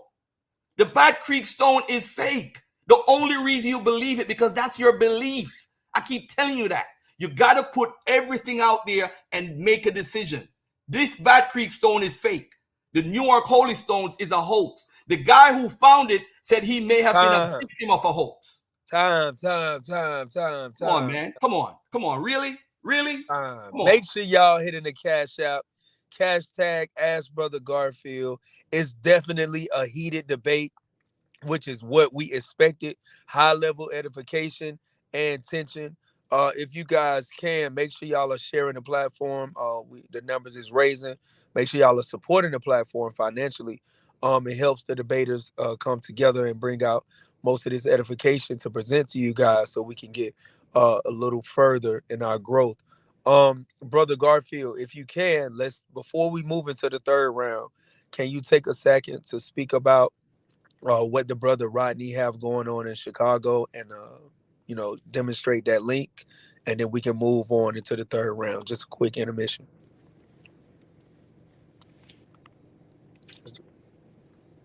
I can't hear the brother. You on mute, Garfield? I said, let me take that dagger off the screen and take some of the blood off the screen. All right, but let me do this for the family, and please don't use that Bat Creek Stone again and that New York Holy Stone. Leave that alone. All right, but anyway, let me find this right here so I could put it up on the screen right here. For those who don't know, my brother Rodney Henderson, he's a brother, very good brother out of Chicago. He's doing a coat drive for the young children in Chicago who can't afford it. And his name is Rodney Henderson. His Cash App is $Count on Rodney. Count on Rodney. All right, count on Rodney. Y'all send whatever you guys can. Leave it up there another like 30 seconds, man. Yeah, what I'm gonna tell everybody is this. He's gonna report back to us. I'm gonna do a show with Rodney where he could tell us how many coats he bought and bring out the receipt so everybody could see where the money went and so forth. His Cash App should be flooded right now. It should be flooded. His Cash App should be flooded right now. Listen, debates are cool. Edification is cool. Me and Garfield enjoy it. But at the end of the day, it's about doing what we got to do for our people, man. So support the brother Rodney. He's doing great things out there, man. It's about the people at the end of the day. Go ahead, Garfield. Yeah. So yeah, again, ladies and gentlemen, $ count on Rodney. Count on Rodney. All right. Count on Rodney and check him out. All right. Coat drive. It's a coat drive for the children family. Winter is coming. Trust me, you would be surprised. A lot of people can't afford a simple jacket, a $200 jacket, $150. You'd be shocked. And we hear arguing about this. This is just hobby for me and Yawasap. Because after this, we're gonna be on the phone laughing with Corey. Yo, you got me with that. You got me with this. And we're gonna be laughing. So at the end of the day, me and Yawasap we gonna talk shit all day. Although he did curse, he surprised me when he cursed. I didn't even know the brother cursed. But but we're gonna support this. I'm asking everybody to support Rodney. Right. Sister Nakia in the building. She said, "Run up the tab. Run up the tab with the fire." Let me put it on the screen real quick. Yeah, run up the tab, man. We got it right. Run up the tab, man. Run up the tab. Run up the tab. Shout out to the sister Nakia, and shout out to the brother Rodney, right? Because I just want to speak right quick. That's an excellent brother to have in the community, and I'm just telling y'all now. As much as funds we can send to that brother to help him out, it'll be beautiful, but that brother is going to pull it off regardless. That's that type of brother. He going to do it regardless. He going to go in his bank account and make it happen. So I just want to say, cash tag, count on Rodney for the coat drive that he's putting together in Chicago. Hopefully he has many more things going on because he's the type of brother that needs to be spearheading such movements. So cash tag counting Rodney, and then we'll make sure we submit that information at the end of the debate. Regardless of that, though, we want to get back to the smoke. One second, what brother. You got, brother Garfield? Because you cutting me off now. I want to say this. When we do the debates, we can't control every single comment, and I'm not even reading the comments. Only like when I'm like not talking. But I see brothers going at sisters in the chat. I don't know what personal problems y'all got before y'all come in my chat, but I'll kick both of y'all out. I ain't got time for that. We here to have fun. And by the way, too, y'all can get emotional in the chat. But again, I'm going to say this. Corey's my dude, and Yawasap is my dude. So even you're going to see them on here doing shows anyway. So we ain't got no problems. Right. So no matter what, this is battle right now. We in battle zone right now. We ain't friends right now. But at the end of the day, after the debate done, we good. We good. So the personal stuff, whatever they going on with the sister and whoever else, y'all chill out, man. Just chill out. Enjoy the debate. Enjoy the information. Go back.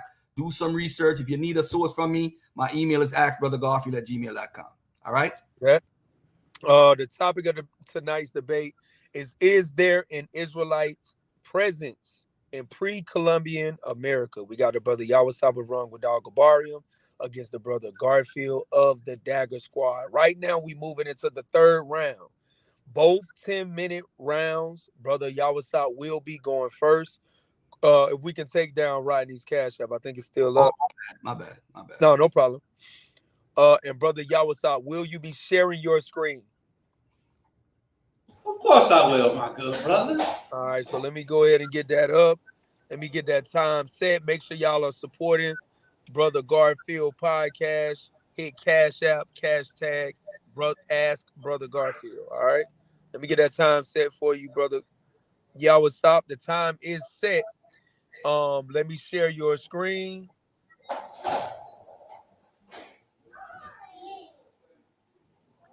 All right, and the time will start when you start, brother Yawasap. Can you hear me? Con. I just wanted to make sure. Now we're going to show a Phoenician and Israelite connection to travels of the Americas, right? Let's go. So the very word Phoenician was unknown to them, the Phoenicians.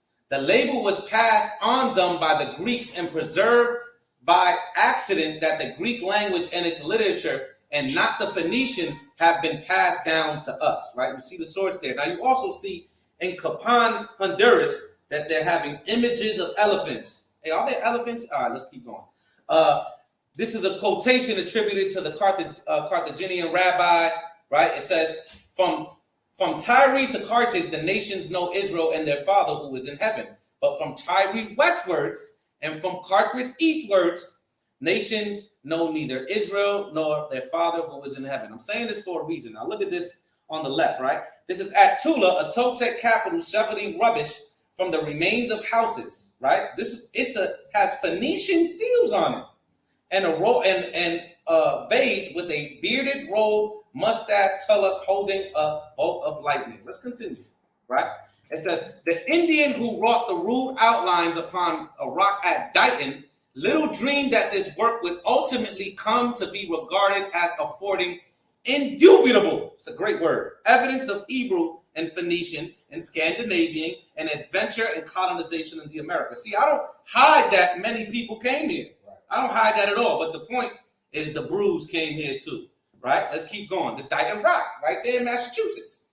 In 1807, Samuel Harris is what was talking about in the previous book. Harris Jr., a Harvard scholar, declared that he was able to decipher on the face of the rock 3 ancient Hebrew words in Phoenician letters: king, priest, and idol. Let's continue, right? Now, this is something that I've actually heard Garfield go into, but I'm going to read a certain part of this, right?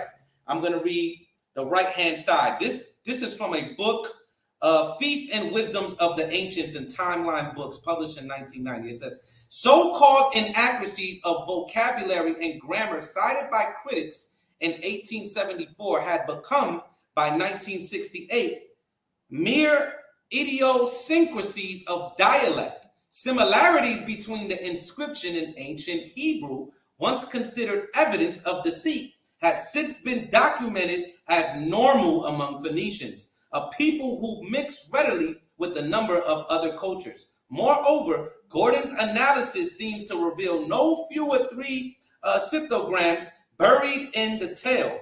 One typical of ancient scripts include numbers that, when added, confirm the date given by the writer. So this is known as the Paraiba inscription, that during the 1800s, it's a hoax, it's a hoax, it's a hoax. But in the 1960s, they actually realized that there were other Phoenician inscriptions that match what was written down in Brazil, right? Now look at this. You see the source there. After a considerable research, she traced upturned shoes to either Hittites or their successors and imitators, the Phoenicians, renowned as great seafarers who regularly wore long clinging double robes, turbans with ribbons, pointed beards, and upturned shoes. So impressive is the evidence accumulated by scholars to the effect that the Phoenicians reached the shores of both North and South America. It is hard to understand why it continues to be shunned. Now look at this on the right-hand side. Same book. This is startlingly Semitic figures found throughout Mesoamerica. These are figures in Mesoamerica. Look what they're wearing. Upturned shoes, beards. Look what's written behind them. This is in Mesoamerica. Now, on the left-hand side, these are Israelites with upturned shoes on the black obelisk, just showing correlations. And this is a Mayan figure with a turban. Hey, Garfield, remember before we came on, you made fun of mine? Look at that, brother. He look good, man. I don't know about the earrings, but he look good with the Mitri on. You know what I'm saying? Now let's continue, right? Left-hand side. A polychrome tetracot figurine from the island of Janea, presumably representing a Mayan version of the Phoenician god Bes, because this looks exactly like the gods that were inscribed in ancient Phoenicia, which is just a layman term, right? Now, our word Byblos, Bytas, Sidon, and Tyre became the heartland of Phoenicia. I'm showing you this for a reason. Let's continue. Hiram himself is from the tribe of Naphtali. You see the source there. Who was the Phoenicians? And the widow, in the other words, Hiram is from the tribe of Naphtali. 5 minutes left. His mother is from the tribe of Dan. It must be remembered that tribal affiliation was by the house of the father. Hence, shout out to the fake Jews. Hence, Hiram was from the tribe of Naphtali by the house of his father, whereas his mother was from the tribe of Dan. When the text adds, and his father was a man of Tyre, this is to inform the reader that although his father was of the tribe of Naphtali, he resided in Tyre. Why was it necessary to make this remark? because it was the tribe of Asher which had conquered Tyre and settled there, and not the tribe of Naphtali. Hiram is then an Israelite both on his father's and his mother's side. Josephus writes about Hiram, who was a Naphthalite descendant on his mother's side, for he was of that tribe, whose father was Urias, an Israelite by race. This means he regards him as an Israelite on both sides, except that he substitutes the tribe of Dan with the tribe of Naphtali on the mother's side. To sum up, names such as Sidonian or Tyrian do not indicate that the intention is non-Israelites. They are by no means synonymous with Canaanites, as most scholars seem to believe. Let's continue. You see the evidence in the scriptures, and you see the evidence in Josephus, right?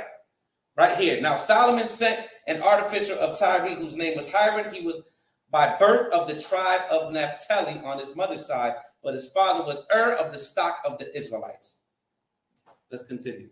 Now, the left-hand side, you see the map when the kingdom was united under Saul and David. You see on the top right hand, the top left hand, Sidon and Tyre underneath control of the Israelites. Let's quick little Wikipedia, right? And you can see this in Joshua, right? Sites which, according to the Bible, were located to Asher and whose locations has since been identified appear to be scattered distribution of settlements rather than an impact and well-defined tribal region. Perhaps because of the situation that this territory was in the area that was controlled by Phoenicia. Let's continue, right? Now, this is a commercial network of the Phoenicians. You see how they went from Carthage to Cyrene. You see how they went to Iberia, which is modern-day Spain, and even going as far as Morocco and so on and so forth, right? Let's continue. Now, it says they traded in the Levant and sailing all over the Mediterranean and beyond. The Phoenicians developed markets and acquired raw materials from places hitherto unknown to the Near East. Their ships sailed as far as the Straits of Gibraltar and beyond the Atlantic. A cuneiform tablet on the 7th century BC refers to Phoenician grain merchants in Assyria using Judean grain measure. I wonder why.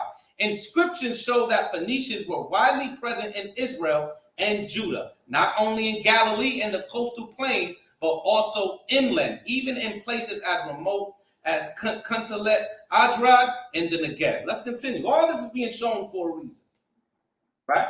Now look at this, that book that Garfield does not like. That's what the old one said, right? Now it says, we find both the horned serpent and the Hamsa together in possession of all ancient Mississippians. The Hamsa has been traced to ancient Mesopotamia, modern-day Iraq, as well as ancient Carthage, dating back 1 minute left. 3100 BC. The Middle Eastern horned serpent is native to northern Africa, and the ancient astronomers used the snake star formation to represent the horned serpent that is used by First Nations, meaning natives. Now look at this. In Phoenicia were white men that may have been traditionally whites of Shawnees. If they were, as Signar Gunno suggests, a copper-colored race, then they have like been progenitors of Shawnees. Now it's clear to see the Shawnees representation in Shoshana, which is also the Hebrew word for rose, which also represents that tribe itself. But let's continue, right? Now, one more. Some old men of the Yucatan say that they have heard from their ancestors that this country was peopled by a certain race who came from the east, whom God delivered by opening them 12 roads from the sea. If this is true, Time. Shout out to the good brother Yawasap of Rum Gadal Gabarium, lighting the fire in his third round. Make sure you guys are following the Brother Garfield podcast and financially support the Brother Garfield podcast on the Cash App at #, Ask Brother Garfield. Ask Brother Garfield. Make sure y'all are supporting the platform. Like and subscribe to the platform. Tonight's debate is there an Israelite presence in pre-Columbian America? I got the time set for Brother Garfield's third round 10-minute section. Brother Garfield, are you ready? I can't hear you if you're speaking. I'm going to do something quick, and then I'm going to have you stop my time. All right? All right, what you got? All right, hold on before you start my time. Hold on 1 second here. 1 second. 1 second. 1 second. 1 second. I wanted to show something with the Q marker just to break it down to him because he obviously made a very horrible mistake. Hold on, All right. One second. If it has something to do with the edification / information rebuttal, I got to start the time. Yeah, no, I'm not ready yet. That's what I'm saying. Hold on 1 second. All right, so here we go. All right, so you could start. You ready? Yep. Yeah. Earlier when he showed the markers, people got to understand with haplogroups, you have Q, you have different form of Qs. So the one that's in the Native American area, you have Q1A and you have Q1B, and Q1B is the one that's actually the Native American one. The Q1B is the one that he showed. The Q1A is actually the one that's in Native America. All right, so there's a difference when you're showing both DNA from Q. So there's different forms of Q. So when you showed the Q earlier, you actually was mixed up. You're showing one Q, but that Q is not in Native Americans. The Q is one big branch, but that particular Q is in the Levant, the one that you showed. The other Q that I showed, M242, is actually in the Americas. All right, you could pause my time. All right, just to make a point on that. All right, let me get to this here. All right, hold on 1 second. All right, you could start my time, my brother. All right, so Manasseh ben Israel, and for the record, just to show, Manasseh ben Israel, believing Montezuma's account, asserted there were Jews hidden in South America as well as in other places across Asia and Africa. He argued that the supposed cultural similarities resulted from the indigenous people's ancestors borrowing them from Jews who were living among them, rather than the indigenous populations encountered being of Jewish descent. And that's a major point that people leave out with Manasseh ben Israel. He's not teaching what you hear the Israelites teach. He's teaching that they are converts, just for the record. All right. James Adair 23 claims. I don't know if he's going to get into that, but you're going to see how most of these stuff is just totally incorrect. All right. I'm going to, all right. So moving forward. All right. Hold on. Yeah, James Adair was not familiar with Jewish customs. He couldn't speak the language, but he was making an assessment based off his own use. And actually, you had Adair did not know Hebrew, so how was he able to compare the languages? Which was kind of crazy, but we believe it. He was not familiar with language families and linguistic groups. Thomas Jefferson referred to Adair's notions as a kink and warned John Adams about actually using his works. All right, and this is where he believed in the Bering Strait, James Adair. All right, so moving forward, let me see what we have here. Okay. Okay. Yeah, Christopher Columbus himself, he thought when he got to Cuba, he thought he was actually heading to India, to the Asian continent. It wasn't until his third and fourth voyage that he realized that he was in some other location. The idea of an exile that is coming to an end becomes Israel's project to achieve the readmission of Jews to England, where they have been absent since expulsion in 1290. In medieval Hebrew literature, I want everybody to pay attention, including Yawasap. This is some serious shit right here. In medieval Hebrew literature, England had also been designated as one of the four corners of the earth. So in the Bible, when people like to say, oh, we got to be scattered to the four corners of the earth, they call England the four corners of the earth, these Europeans and these Jews and these Christians. So this is why they wanted to admit the Jews back to England. So that was the purpose of Hope of Israel by Manasseh ben Israel, to try to, because they thought the world was coming to an end and it was going to be the beginning of the Messianic age. So the England was called the four corners of the earth. England, British Israelism, Anglo-Israelism, the Christian identity, all that stuff that you guys copy. So the Jewish Indian theory in the Hispanic world, we find them people are using, what do you call it? They're translating the translations of indigenous narratives into a biblical style. This is what I was talking about earlier. So when you're quoting Diego Duran and other people who translated different things, they're translating with a biblical twist. And this is the problem that I have with people saying after Columbus. This is why I asked for before Columbus. And for the whole debate, you have proposed the Bat Creek, you have proposed now you propose the Dighton Rock and the stone in Brazil. Mexicans and Peru are Hebrew words, which is actually nuts because we know where the words come from, and they definitely don't have anything to do with Hebrew words. So anyway, from the mid-19th century onwards, it became more and more difficult to support the thesis of the Hebrew origins of the Native Americans. What put an end to the thesis of the Jewish Indian was evidently better ethnographical knowledge of the indigenous societies. So all that stuff that I showed with the DNA and all that different stuff, that actually put an end to all of that stuff that you talk about. All right? Yeah, you haven't proposed the Los Lunar stones yet, but I do want to make a proposal. 5 minutes left. All right. Hold on 1 second here. All right. Let me share this. Hold on. So you have the Pittsburgh phylacteries, which a lot of people think it's on the Indian Hill. That can't be proven whether it was ancient or not. Actually, a report came out that it's actually dated to something recent based off the evidence that the person had provided before it became missing. That's the Pittsfield phylacteries. You didn't present it, but I just want to put it out there. All right. People worried about carbon dating. Carbon dating was used to confirm parts of the Bible. So it seems like we only respect carbon dating when it's a for or pro argument for the biblical text. This is the Kinderhook plates. I don't know if you're going to present this, but this was an April Fool's prank for Joseph Smith from the Mormons. All right.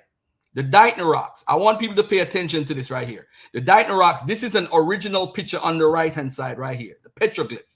It doesn't look nothing like what you presented, because what happened is you had these guys who presented the Dighton rock to make it look. It can't be an Indian writing. It has to be African, Asian, or European. It was actually declared an Indian rock writing, brother. It was declared that. See it right here? Hold on a second, family. Hold on 1 second. So the Dighton rock you just presented is actually the guy whose picture you showed. He actually made up that own drawing of it, and it actually wasn't what the drawing was. See, this is the drawing that you showed. This drawing is actually fake. That's the one that you showed in your slides. This guy made it up, and it doesn't look nothing like the actual drawing of the petroglyphs. Grave Creek stone. I don't know if you're going to present this with Cyrus Thomas or whatever, but this is also was created to create profit for the people, to say that it's connected again to ancient Israel. The Father Nazario stones. I don't know if you're going to present this. 600-year statues. How do they know it's 600 years? Because they tested it. This gentleman went to Israel. Father Nazario stones. This is the guy who's the leading scholar in it. There he goes in Israel. And what they're saying, ladies and gentlemen, given the inexplicable nature of the statues, origin theories had abounded. Nazario himself postulated that they had been carved by descendants of 10 lost tribes. This is what Father Nazario said. Now, this theory did not win acceptance. 10 tribes, no. Rodriguez Ramos, who is the guy right here, he explained that Christopher Ralston, an expert in ancient languages of the Levant, including Hebrew and Phoenician, suggests ostensibly similarities might be observed here and there, but the structures of the writing systems are fundamentally different. So who along the timeline actually did it? We don't know, but we do know it's dated to around 600 years, around 500 to 600 years ago. That's when the writings took place on the actual stones. All right, just for the record. All right. And we, of course, we have the people that actually did it.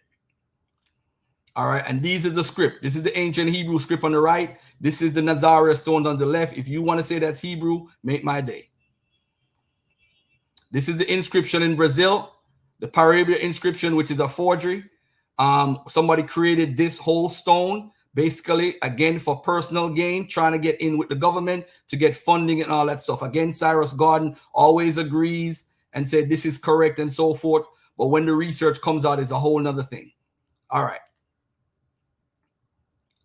Random claims about Native Americans. Issachar the Matamoros, Phylacteries, Star of David, Cherokee High Holy Days, Chief Joseph Assyrian tablet. Let's take a look.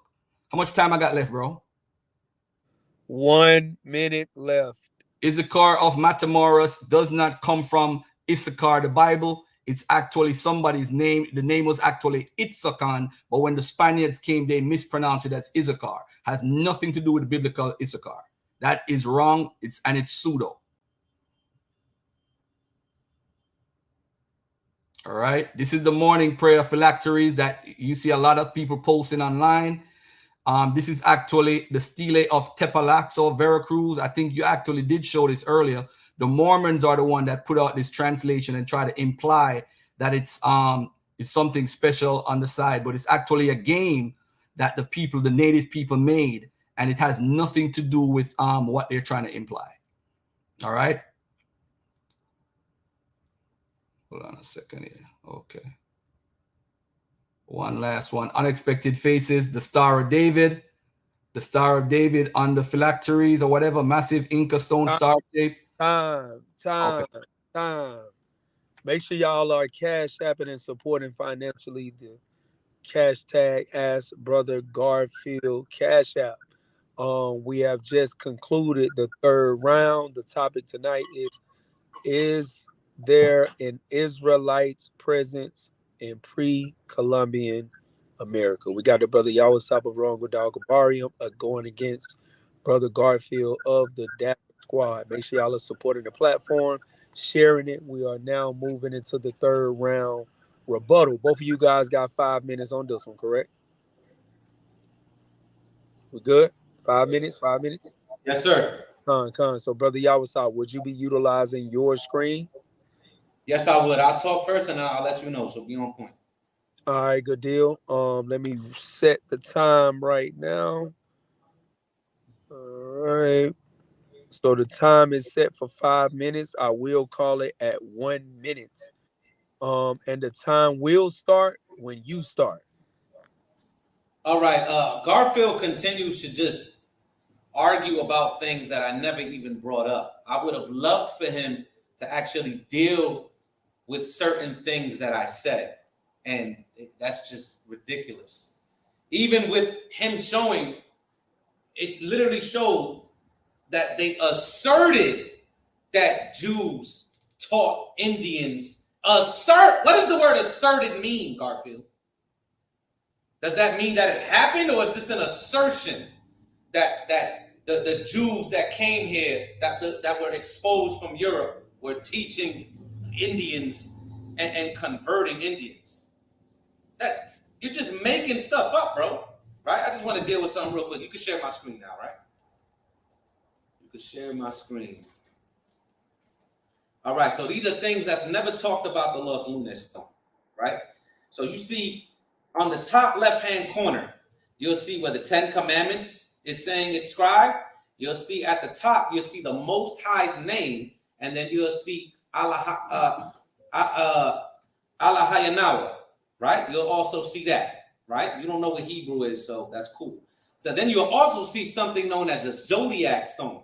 So the solar eclipse panel on the top of Hidden Mount, depicting a monument in time in September 15th, 107 BC. Astrology software stepping back in time to get about 90% match from the petroglyph rock on Hidden Mount with the star chart of the night sky of 107 BC. So, Garfield, why didn't you talk about this? Oops. Why are you only talking about the Los Lunas Stone? Why aren't you talking about anything else that's around it? Because there's a whole lot of stuff all throughout that entire region that would actually point to a Semitic or a Hebrew presence in that area. Why aren't you talking about this? When these carvings date back to the same exact time that the carvings of the Los Lunas Stone date back to. Because you don't want to talk about that. You want to just argue a straw man. Everything is fake. Everything is fake. That's Yawasap. I mean, that's Garfield's argument against Yawasap. Right. Everything is fake. Nothing is real. Right? I mean, I can't wait to get to the question round. You can stop sharing my screen, right? Because he did deal with haplogroup Q, but he never mentioned anything about haplogroup X. I was interested in that. Maybe he's gonna show me something on haplogroup X. Didn't say nothing about it. Hopefully he does it in his next 5-round rebuttal. But you're arguing against things that I never mentioned. Look at them Googling. Look at them Googling. Haplogroup X. Let's see where it is. Let's see. But what you have to understand is he's making a bunch of assertions and arguing about things that I never even mentioned, bro. Never mentioned at all. So a matter of fact, share my screen. We're gonna go through this in these last couple minutes. We're gonna fly through it. Right? So we showed the map of haplogroup Q, right? We showed haplogroup X, right? We showed that it's also found in Israel. Bering Strait. Modern scientists are debunking this. The Indians themselves are debunking this by what they're saying. And I'm flying through the PowerPoints just like Garfield did. He didn't even read nothing. He just kept talking. The pseudoisms of Garfield, the very book he went into, all the sources that he went into. Shout out to my twin, right? He knows who he is. Everything that all of this, that doesn't prove anything. The theory that he based his entire premise off of. Even what he showed, it said assertion, right? The things about the lost lunar stone that nobody wants to talk about, right? The linguistics found amongst the Seminole Indians, right? The linguistics in a study in Hebrew in the Indian languages. You also find it right here. You find it right here. You find it right here. You also find it in a book known as the Nexus Link Between Languages, right? So David demonstrates a verse-by-verse correspondence between creolized Phoenician and Hebrew phrases of the Torah. The Mayans' most sacred book, the Popol Vuh, I went into that. He didn't talk about it. Starts with the creation story that closely mirrors the Old Testament.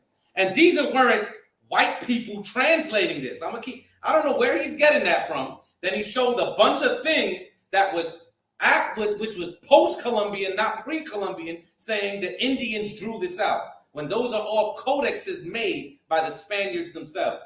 It goes on to tell of a migration of a people across the sea that was split, didn't deal with that, such that they were able to walk on dry shod, Moses splitting the Red Sea. After a 40-year migration led by a leader, Kukulkan, they finally reached Kitchen Itzah. Deal reveals that the name... Time.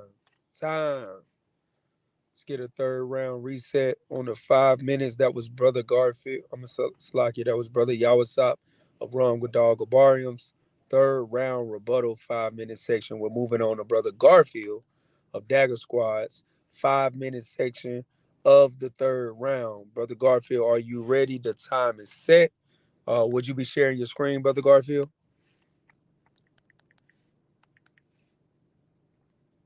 You're on mute. You're on mute.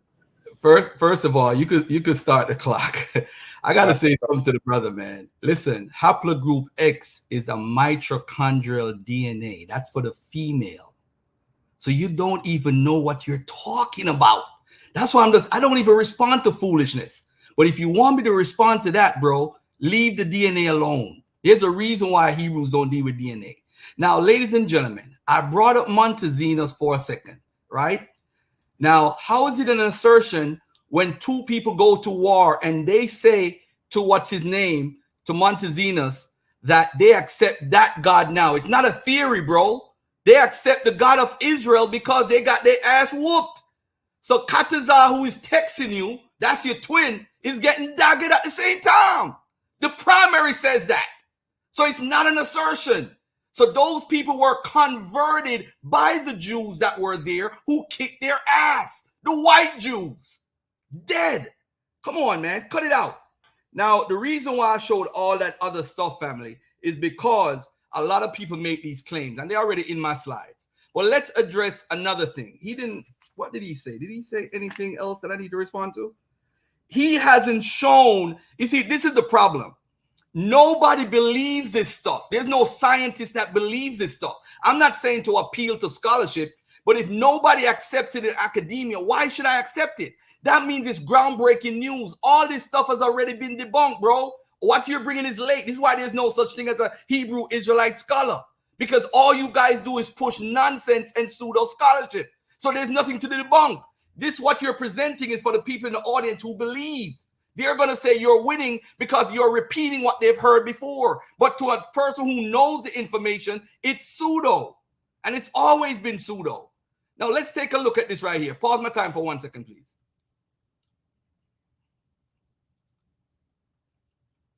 As far as the lost lunar stones, family, and let me just say this to everybody. Now, the person who wrote on the lost lunar stone, they wrote in Greek and Latin letters. So it's no ancient person writing it.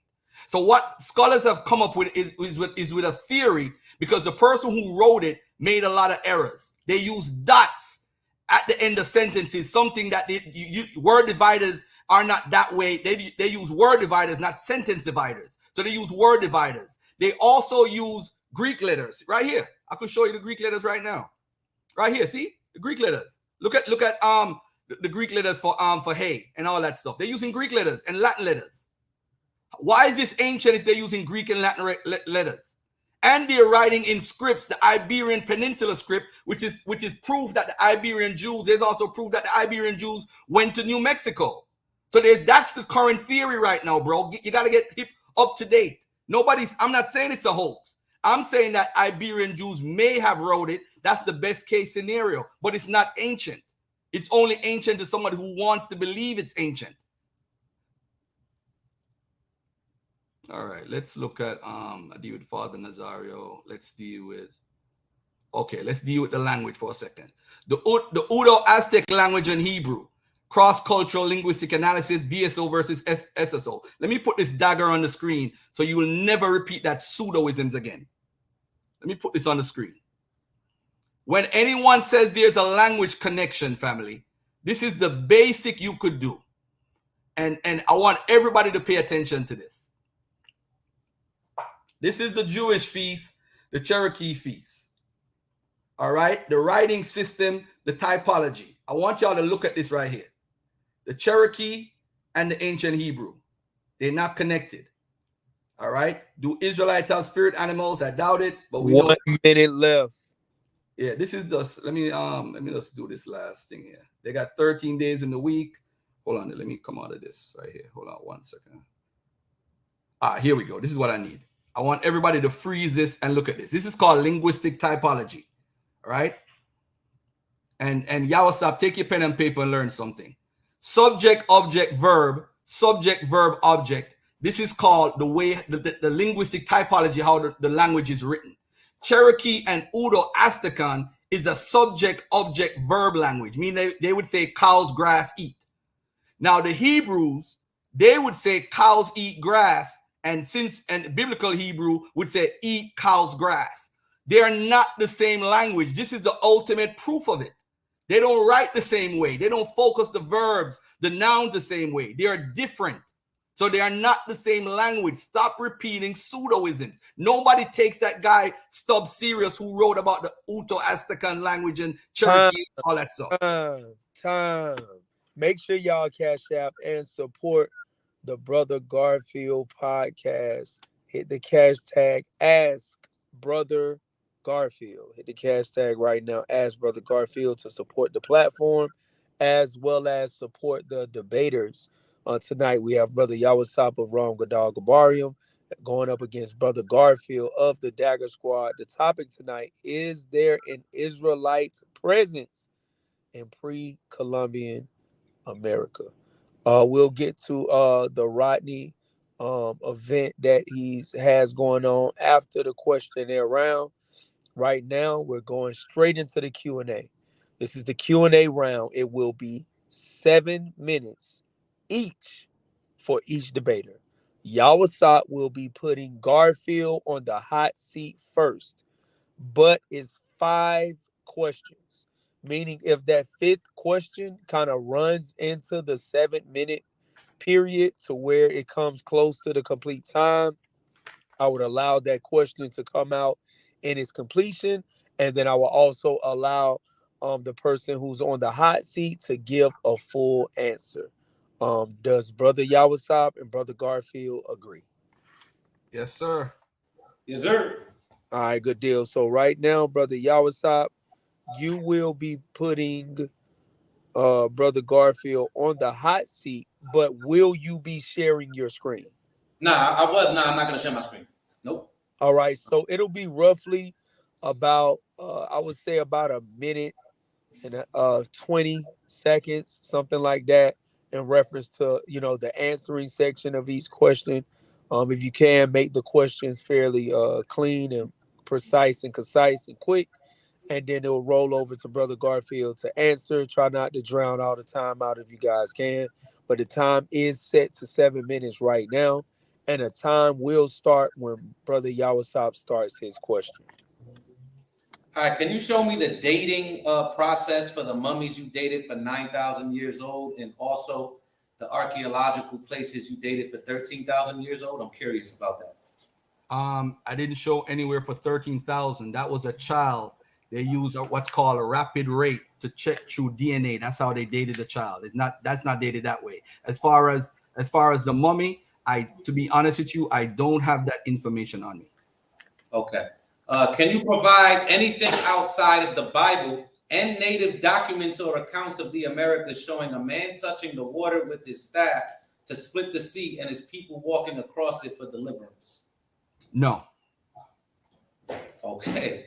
How can you say that all the traditions of the Native Americans are faulty or are added anything of conversion of this is also coming from people that were actually saying this pre-Columbian? No records that you provided was pre-Columbian as far as verbalizations. It was later on translations based off of oral traditions when Europeans and white folks had contact with the native folks. This is not pre-Columbian. This is why I said you have not shown anything pre-Columbian except for one or two stuff that's fake, like the Bat Creek Stone, which has been refuted and debunked, and the Los Lunas stuff, which has been refuted and debunked. Next question. All right, cool. Do you believe that all historians, linguists, archaeologists are wrong about the influence of the ancient Near East and Israelite connections to pre-Columbian America? I don't know about all, but the consensus of scholarship thinks it's a ludicrous idea, and it's only people like you that present it. Okay, final question, right? That was 4? That was 5. No, I counted 4. 4? All right, cool. All right. Are you saying that all of the Hebrew artifacts that were found over here are forgeries and completely debunked? No, I don't think the Los Lunas is a hoax. I don't think it's fake either. I think it's written by folks who I think the best. I'll send you the article too. It's a very new theory. It's a theory, but it makes the most sense. That the Iberian Jews, because the script that they use on the Los Lunas matches how the Iberian Jews wrote. They also use Greek and Latin scripts also. So that's why it makes sense, because it wouldn't make sense for somebody ancient to use Greek or Latin. All right. All right. So that concludes Brother Garfield. So funny. Okay. So what is this? What is this happening right here? Should I back off a little bit and let it happen? Or should I cut it off? All right, I'll close it out. So that was 5 questions from Brother Yawasap over to Brother Garfield.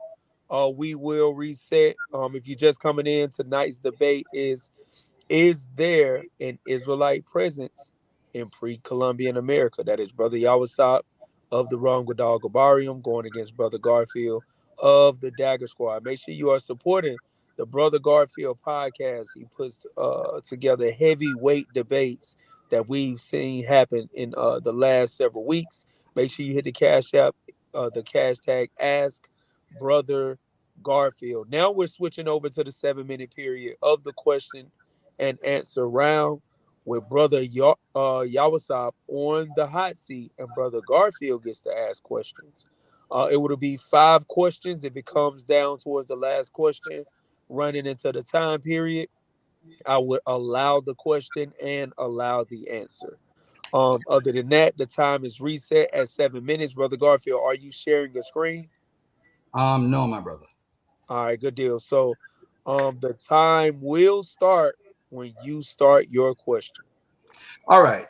My brother, you made a claim earlier. You played a video and you also made a claim, right? And it's also a James Adair claim that the Cherokee split up into tribes, just like the Israelites. So like the 12 tribes, they also did that. Is that a fact? I didn't make that claim. That was on the video that you played, my brother. The video, that's question number 2. The video I played was actually had to do with showing that these people had a connection to Israel. That's Okay. all right. Are you aware? Are you aware on the lost lunar stones they use what's called a caret? Are you familiar with what a caret is? And if you are, why would that be on a lost lunar stone if it's old? Are you talking about the dots and dashes? Not the dots. I'm talking. That's why I asked if you know what a caret is. No, I'm not familiar. All right, a caret is what we use, family, when you're making a correction. Just for the audience. This is. He said he don't know, but I'm just making the audience be clear. Oh, you're talking about the correction because one verse was actually written in the wrong place, so they put an arrow to show that this verse was actually above. Right. So that's a correct. That's a correct. Right. So you forget. Because they made it. It's because they made a mistake during the carving. All right, that's fine, but that's only been used since the 16th century. All right, so let's move on to the next one. Are you familiar? Hold on, let me share my screen on this one. Hold on one second. Hold on one second. Let me share my screen here. Let me share my screen. This right here.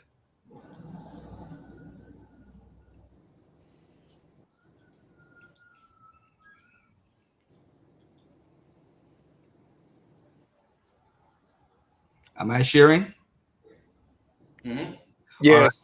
Are you familiar that the top one this is for the Bat Creek stone that you use as evidence of prehistoric or pre-Columbian? Are you familiar that the conclusion of the research by Quaz and Manford is that the carving at the bottom is actually the person who was carving took this from the writing above, which was in a Freemasonry book? Are you familiar? Okay, so you disagree though? No, I don't disagree. It has nothing to do with what was found inside of a mound. How many questions is this? All right. I think your questions are done, brother. Nah, How many questions is this? I got 2 more. Yeah, he still got 2. Do you So have? hold on. He's able to ask the question in the middle of a question? Just want to make sure. Hold on. So, are you talking about his first? I paused the time. So, are you talking about his first question? I'm talking about his question here. He just asked 2 questions here. Did I know this? And do you disagree with it? Those are 2 different questions. Yeah, that's fair enough. So that does count as an additional. What is 2 different questions? What are you talking about?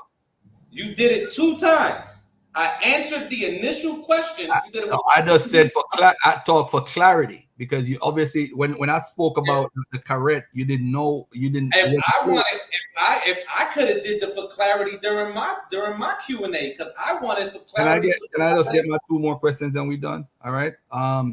Do you have evidence? Hold on. Do you have evidence of Passover being practiced in ancient Israel before the Babylonian exile? That has nothing to do with this debate. And I'm not done talking. The evidence is the Bible.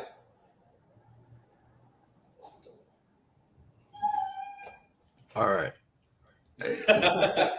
And you know what? You're gonna be, if I respond to you, you're gonna say that's my 5th question, but you know what? You'd be wrong on that level too. But anyway, did the Indians, when Columbus encountered them, did they speak Hebrew? Well, that's like what has to be understood is that's like saying the English language, the Spanish language, the Portuguese language does not date back to Latin. They all date back to Latin. But through centuries of time, you're going to find that language begins to change. That's how linguistic works. So when you have a modern day Hebrew being spoken to in Europe, and then they're coming to people over here, which I'm not saying all of them were Israelites. It's never been anything in the debate. But when they're coming over here, they still wouldn't be able to understand each other. Completely 2 different places. Completely 2 different amalgamations of languages within the Hebrew. That's simple to understand. That's like saying English, Spanish, Portuguese. That doesn't come from Latin. Or he's not even answering the question, bro. I did answer. I mean, I think Yeah, I think it's fair for him to answer it the way that he chose to answer it. No problem. What's the next?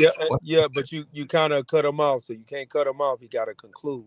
So are you finished, brother Yawasap? Yes, I'm finished.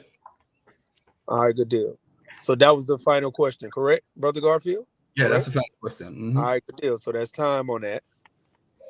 Both of you brothers did good on the question and answer round when it came to time management.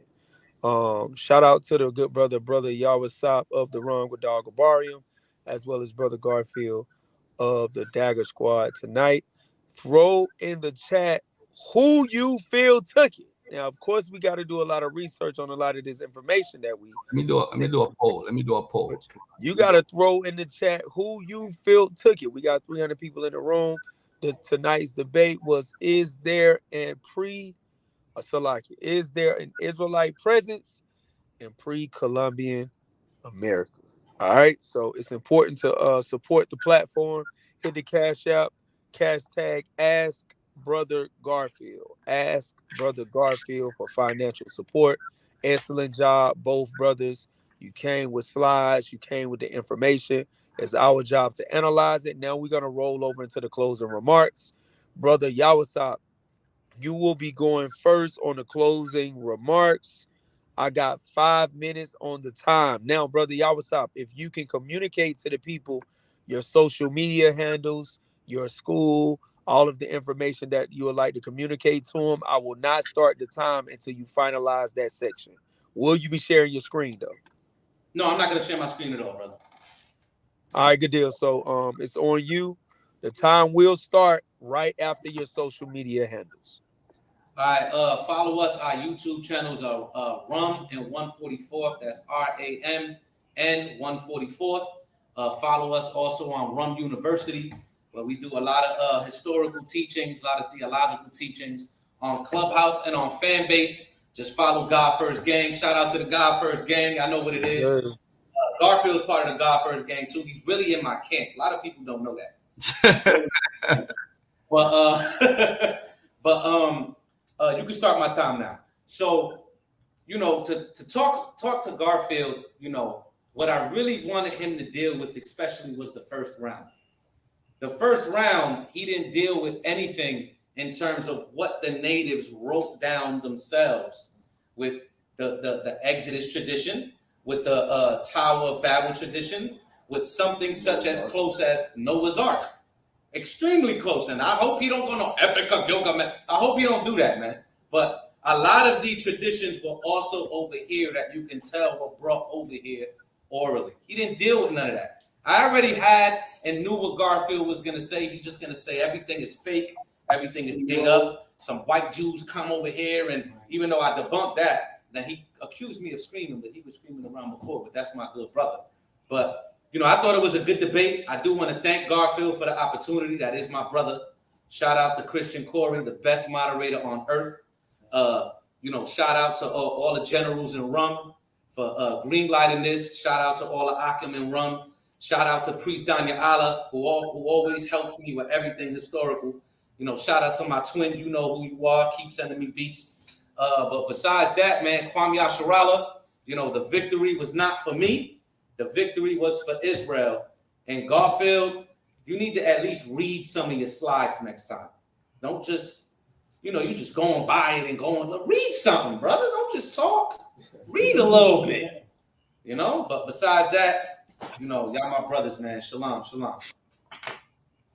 All right, that concludes Brother Yawasap's closing remarks. He forfeits the rest of his time.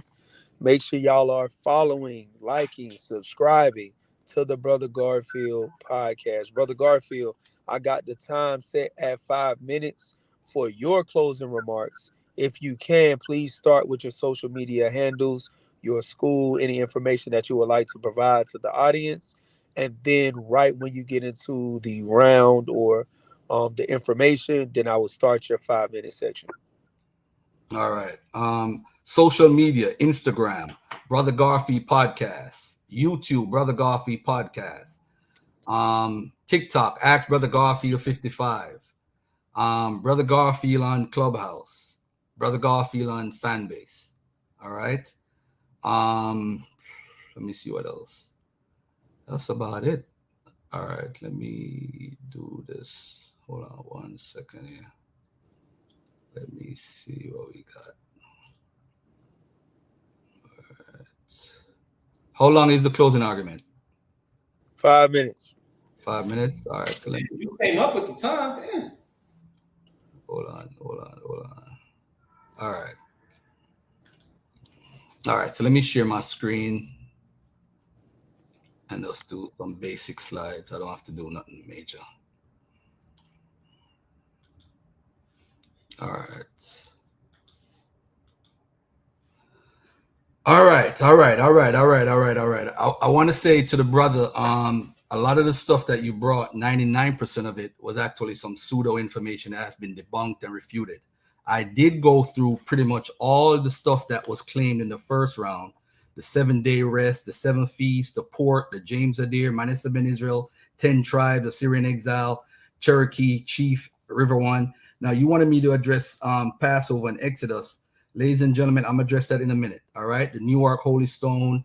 I addressed the Bat Creek. I addressed the Dighton Rock, the Brazilian stuff, Las Lunas Stones, Haplogroup X. So on the screen, ladies and gentlemen, this is the Y chromosome haplogroup, again, for QM242. This actually ends the debate.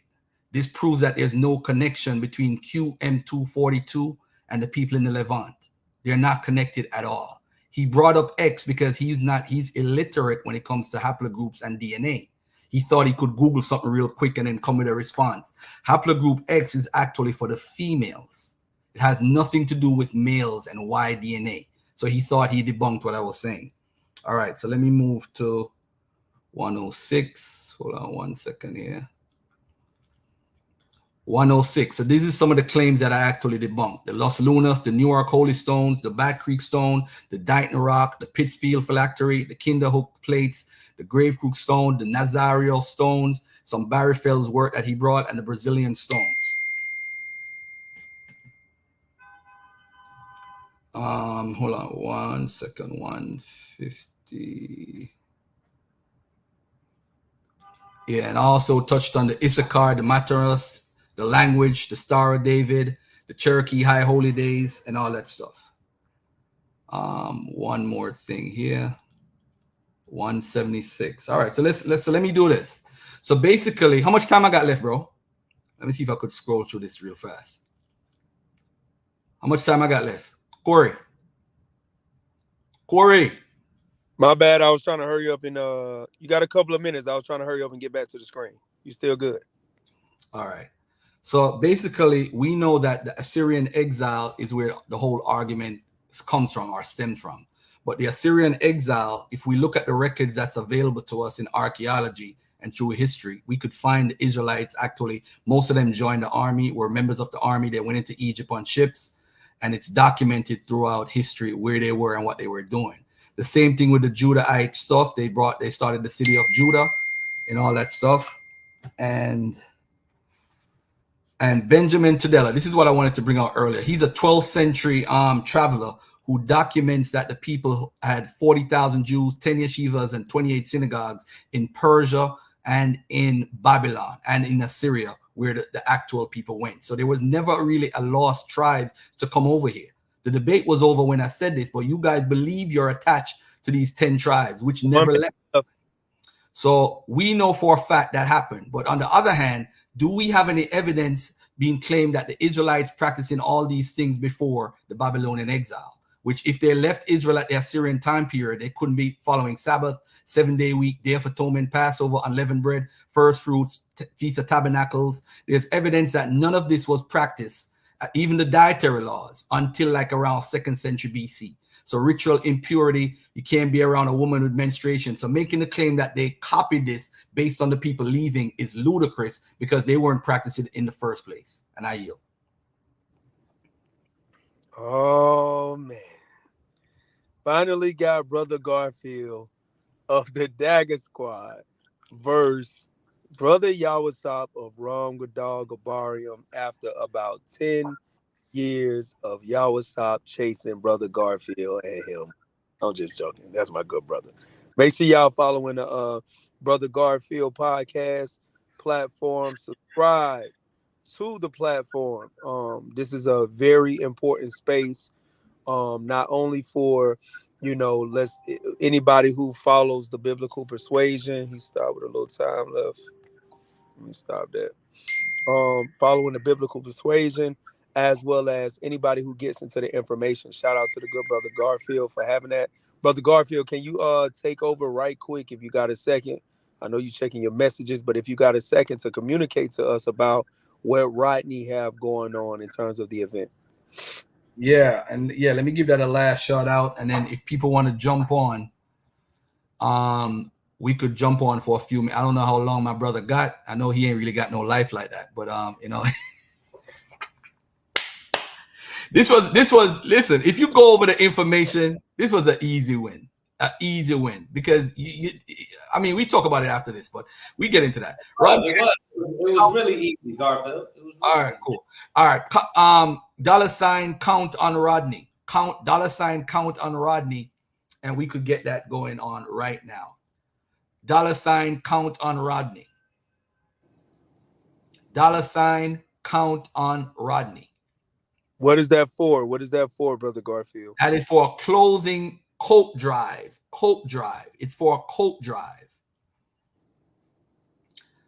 It's for a coat drive for the kids in Chicago. All right.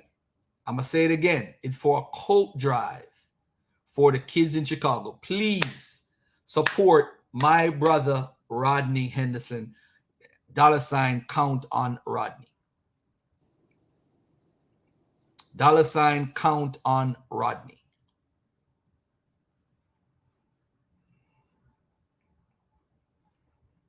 All right. I had more pauses than a curious dude. Shout out to Rodney, man. Definitely shout out to Rodney. Let me post that up there. Shout out to the good brother Rodney, man. Shout out to the good brother Rodney. Count on Rodney. I like that. Count on Rodney. Count on me. No. We don't need it. Make sure y'all following the Brother Garfield podcast. Make sure you subscribe and like to the platform. Now, Brother Garfield, I just heard you mention somebody about bringing people to the stage. That's something that you guys didn't agree on in terms of questions from the audience. So is this something that we talked about it when you were late for your job today? No. I wasn't late. I was on time. Everything started on time. All right. So did you guys agree? Yeah, I'm good for like 2 or 3 people. All right. So 2 or 3 people or 2 or 3 questions? Let's be specific now. Because a brother will come to the stage with 17 questions and 3 2 or 3 questions. All right. So one question a person. I'm good, man. I ain't got shit to do. I ain't got no life like that. 8:40. All right. So basically, we had a debate about is there an Israelite presence in pre-Columbian America? I really want someone to tell me what did I'm sorry. What did you know what? Let me keep it up. Let me keep it up until they come on. What did Yawasap present that made him prove without a reasonable doubt that there was a pre-Israelite presence? Hey, Garfield, take the comment off so they can still see Rodney's Cash App, bro. Hold on. Oh, my bad. Yeah, take that comment off. Just leave Rodney's Cash App up, but take the comment off. Yeah. All right. What's up, my brother? Rob, on you up.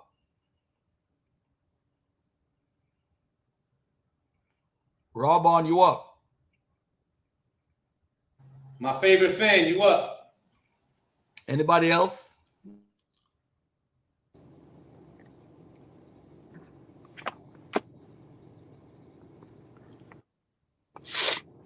And I guess we're getting about 3 questions from 3 different people on each side, or what we doing, Brother Garfield? It don't matter. Let them jump on. Anybody want to come on? Let them jump on. That makes the most sense. It's a formal debate. We got to keep it fair. Fair. Yeah, I agree. 3 different questions from 3 different people. That makes the most sense. All right, go ahead. Rob, on, you got something to say, brother? Anybody else want to jump on in the meantime? Let me pin the link. Hold on. Rob Barn, you're gonna have to unmute. Yo. Mic check 1 2 1 2. That's Rob Barn. That's my good brother. Yeah. Now my name is the name that you see on there today. I'm looking. I'm trying to see that name. I can't see it, brother. If you can you pronounce the name so we can repeat it? Nigga Brew Killer. You know what it is. We got the Nigga Brew Killer. Is on the stage. I'm not sure what that means, but we got the Nigga Brew Killer on the stage. You got a question? Who is your question for, Nigga Brew Killer? I like the way. Yeah, good debate, man. I got 2 questions. One for Garfield. How y'all doing this? One Garfield and one for Yawasap. We're doing. That'll be fair. We do 3 questions. Wait, is 3 questions? That's what you said earlier. Nah, I just asked 1 and 1, and I'm out. All right, cool. What's up? Good, because we want to get rid of you anyway. Go ahead. Hurry up. Yeah, I know you want to get rid of me. To Yawasap, when were the Seminoles Pre-Columbian tribe? Like, how do you come to that? I don't understand the question. The Seminole is just a layman term of a variety of tribes that got pushed down into Florida. So you got the Muskogee Nation, you got the Creek Nation, the Choctaws, so on and so forth. Seminole is just a modern day term. And the Seminole people themselves were also amalgamated with people that got brought here from the transatlantic slave trade. Good question. Good answer. Thank you. But how are they? You said something about the Seminoles and being Israelites, though. That's not Brother Garfield. Hold on, wait. This ain't that time. This is okay. My bad. I mean, I just that's why I asked the question. I just wanted to. That part is right. They are. It's a new thing. It means maroon, actually, like runaway, and it's an amalgamation of those different tribes. I don't know about them being Israelites. They never wrote about that, but Garfield, how old is the Q and X haplogroup? I'm gonna tell you right now. Hold on there. Haplogroup. Group Q. The haplogroup Q group, it possibly date between around 24,000 years ago. And X is when? And let me tell you what X is. Hold on, I'm gonna tell you right now. The X haplogroup. The X haplogroups dates to probably around 20,000 years ago, probably a little further back, but arose around haplogroup N roughly 30,000 years ago. But the issue with that is this, right? If anyone is attached to these groups as a root haplogroup to those people, I'm saying that when I brought out the QM242, the debate was actually over because 96% of the people are connected to C and the Q, which is rooted, go all the way back. So when somebody says that the haplogroup they don't deal with the haplogroups, 96% of the people are attached to C, Q, and R. I mean, it was over right there. But right. But the one you brought up was Q what? QM242. When did that mutation occur? Probably around 17,000 years ago. Oh, 17,000 years ago. Oh, okay. I just wanted to check out. I ain't got no more questions, man. I'll let the other people have fun. All right, cool. Appreciate that, Nigga Brew Killer. Yeah, you're lucky my phone died earlier, man. I heard that slick stuff you said, but I'll let you live today. Who we talking about? We talking about You're talking to Yawasap. He talking to me. Hey, you know you my brother, Robon. You a little crazy, but you my brother. You see, now I gotta be a little crazy. All right, it's all good. Ain't gonna count Robon crazy. Yo, we got another. I like that wisdom. Yep, John Wall on the courts. I'm a wizard. Wow, I like that. That's bars. I like that. Oh, I got one more question, if it's okay. This is really interesting because I was listening to what the brother said. It's similar to what I heard. What's his name? I don't know how to pronounce y'all names, Joe. We gotta wait. Oh, I gotta wait. Okay, all right. I'm gonna follow the rules. Gotta wait, Nigga Brew Killer. We got a show to run. All right. We got other people on the stage that raised their hand. We gotta go in that order, and then if we don't get enough questions, then we might can bring you back up. We got who is the next guest? Is that Israel Young? We got Israel Young on the stage. If you can unmute and communicate to us who your question is for. I got a few questions for Yawasap. No, you can only have one question. Well, whatever, how many question it is, I'm gonna ask it. All right, so you got one question for Yawasap. All right, so for Yawasap, you said that the natives used Israelite what you call it artifacts that was speaking Hebrew, correct?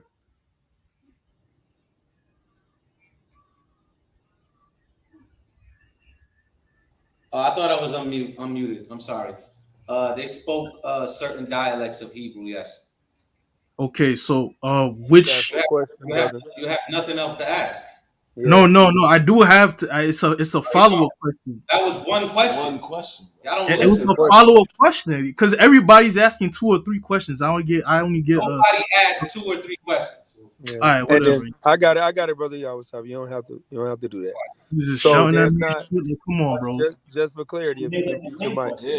Israel Young, if you can just mute your mic. If you can mute your mic. So you can't say everybody's asking because there was only one person before you. Everybody else is in the audience. And the one person before you asked 2 questions, one to Brother Yawasap and one to Brother Garfield, and then was stopped on his second question. And he respectfully said, okay, no problem. And he stepped down and muted his mic. That's what actually happened. So that's just the facts, and it's on the recording. Please do not frame my moderation or ask Brother Garfield or the Brother Garfield podcast as being unfair. You're unfair because you tried to ask more. Brother Garfield, that was 2 questions for Yawasap, one for you. What would you like to do moving forward in terms of trying to even out the questions? We don't have many people that's raising their hands. How would you like to play this out, Brother Garfield and Brother Yawasap? This is something. You could ask another question. I do want to respond to my brother, Priest Daniela in the chat. He had, I would definitely say Garfield. You know, this. hold on. He had asked, wait, how I do know you this is your platform, but can we stick to this first and then you deal with that? Yeah, I just want to respond. Can I respond to this? you can't, Brother Garfield. Okay. You got to understand you've relinquished all powers to the moderator. And you are a debater tonight. Yo, I hate Robo, yo. I hate him. So you cannot answer that. All right. You are a debater tonight, so we're going to stick to the program. Who do we got next that's asking a question? Because this is a section that y'all agreed on, Brother Yawasap and Brother Garfield. I ain't know nothing about this. Anybody in the chat want to jump on and ask a question, man? Put the link in the chat. Hold on there. All right, Maccabees TV say put the link in the chat. I don't think Maccabees TV is running from no smoke. It's actually pinned. But go ahead. Let me bring up D-Red. D-Red got a question. Go ahead, D-Red. What's up, D-Red? I want to know this question for both guys. What was the process? D-Red, who is your question for? What's the process that y'all use? This is for both. This is one question for both guys. What was the process? Brother, I can't understand you. Can you take your headphones out or something? All right, hold on. All right, brother. And what's good, D-Rap? Can you hear me now? Yes, sir. A little better. Can you hear me now? Yes, sir. Hey, Brother Garfield, if you could take down the cash out for right now, so the stage can be seen. Yeah, can you hear me now? Yeah, we better. You sound better. All right. The question is, what was the process used to vet all you guys' sources? This is for both guys. What was the methodology to vet your sources to make sure your sources were credible in the information that was presented? That's a good question, Brother Garfield. You can go first. No, I'm gonna let him go first. Let Yawasap go. He's already 2 questions up though, Brother Garfield. You just 1 question in. That's why I'm asking you to go first. He's Googling for Priest Daniela. I'm Googling what? Hold on. No, I gotta deal with this lady coming to my house tomorrow, my cleaning lady. Hold on 1 second. Straight cat. Good. All right. See my cleaning lady. See? Cleaning lady. All right, I so was my we'll computer. roll over. I was We'll roll responding over. from my computer, but I respond from my phone. Tell me All right, what. nope, Yes. no problem. So during that time frame, we'll roll over to Brother Yawasap of Ram Gadal Gabarium. D Red, if you can put the question back on the table, I think it's an excellent question, Brother Yawasap Ram Gadal Gabarium. Let's see if you can answer that. Go ahead, repeat it again, D Red. I said, what was the methodology used to vet the sources that the brothers use? Well, it depends on what the source was. So in terms of like the sources I pulled with the Exodus tradition, I went to the source itself and found out where it came from, and realized that it came from the natives themselves, translating it themselves in the language that they were forced to learn underneath their variety of what we would call captivities. In terms of the archaeology, well, I showed you in the second round how I came to the conclusion that the Bat Creek stone could not have been a forgery because of the two scratches that was in the later picture, and that when that was compared to the original carvings of the Bat Creek stone itself, which will actually prove that it was found in a mound. Now, if you study a lot of these artifacts, I mean, you can't just because somebody says it's debunked, you just go with it. I think that that's a lack of honesty on Garfield's part, and he's just saying it because what he does is the consensus. But at one point, the Hermetic hypothesis was the consensus. A lot of things were the consensus during one point of time. But as you begin to grow and continue to read, and I'm a Bible believer, so in the mouth of two or three witnesses, if I have several things that point to one conclusion, I'm going to say this has to be true. I think it's that simple. All right, same question rolling over to Brother Garfield. I would say first of all we gotta follow a methodology, and the methodology has nothing to do with belief. If it has to do with your belief, you're already dealing with the research wrong. And I think what happened with Yawasap, and this is nothing against him personally, but his methodology. You got to gather all the information. So what I did, I basically looked at the pros and the cons, and yes, I'm a consensus guy because we technically are not the ones looking at this information. So you got to go with what the experts are doing and what they're saying, and then draw your own conclusion. So there's a whole process. I would say you got to falsify. Can you falsify your information? What would falsify your information? And you got to go through the steps and see what would make you change your mind. And then ask yourself, was that proven? Hold on one second. Let me just respond to this lady real quick. And if you can mute your mic, if you can mute your phone, at least. Why is this beeping though? Put it on silent. All right. Yeah. So what I would say is for the consensus, I do think, and I don't think a lot of people that like I said, when people watch a debate like this, you're watching for confirmation bias. Like, you know what? I agree with Yawasap. Nobody in his camp is going to say Garfield won. They're not going to say that. They're looking for information that he has said before to say, yes, he presented this, so I win. So he has won. Nobody's saying, what did Garfield say? Is that true? Why would Garfield say that? And then I'm saying the people who support Garfield should say, why is this guy saying that? But most of the people know that the Bat Creek stone and all these stones, they've been refuted like 1,000 times. There's tons of papers that's showing step by step why they were refuted. In a debate like this, you can't really do it. I just know that the Freemasonry book is where they said it came from, and the guy literally just copied it. And the writing is not old. You see, that's what we got to look at. It's not old. It's new. But if you believe something and you want to gravitate, it goes back to the slides that I showed. This is what I believe. What evidence can you present to let this belief be true?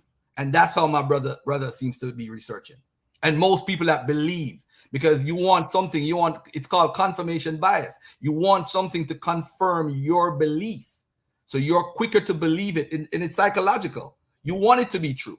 There's nothing that he said tonight, except probably one or two things. I'm like, I probably gotta, but most of the stuff that he presented is stuff that's already been rigorously checked and fact-checked hundreds of times. This is why D-Red put in the chat, this debate is too close for the information Yawasap's presenting, because all this stuff has been refuted already.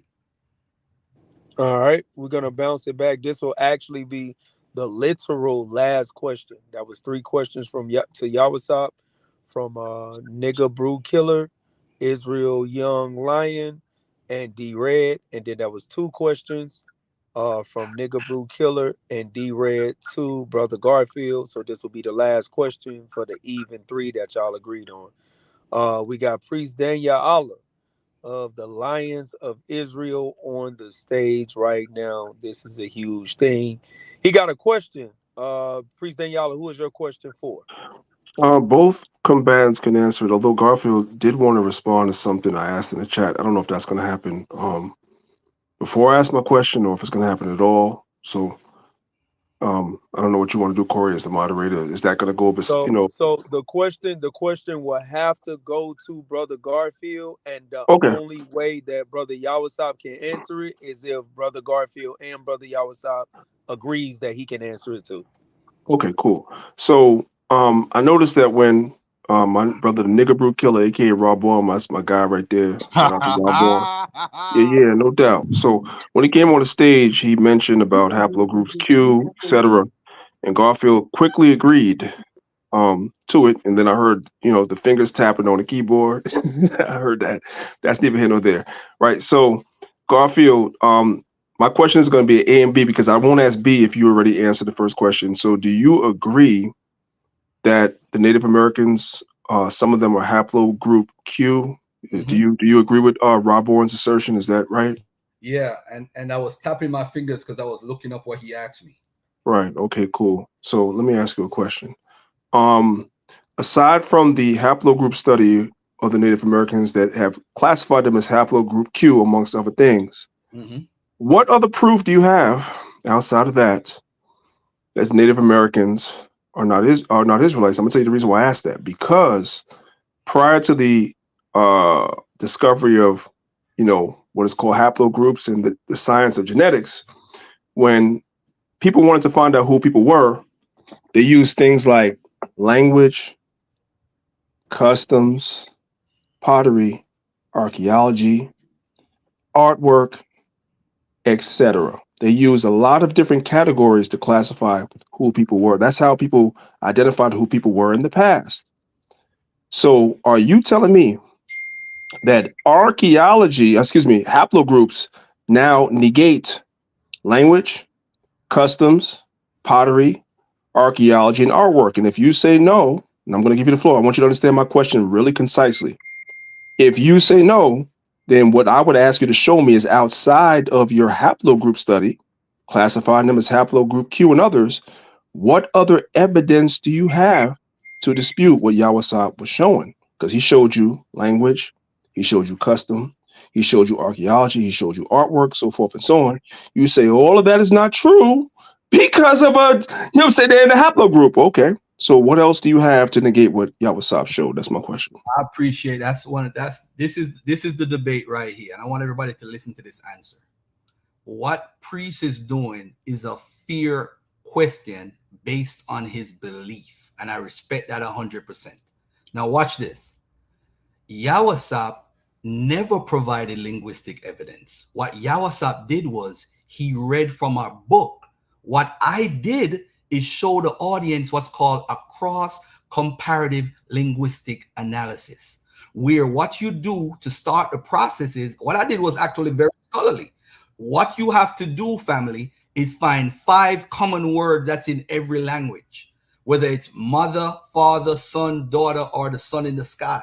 And what I did was show it and compared the Cherokee, the Aztecan language, the Algonquin, and others. I showed 5 languages and compared it to Hebrew, and none of them matched on those basic words, showing that they're not related. That's the first piece of evidence, because for it to be related, all those words would have to match one of those languages. So that was evidence number 1.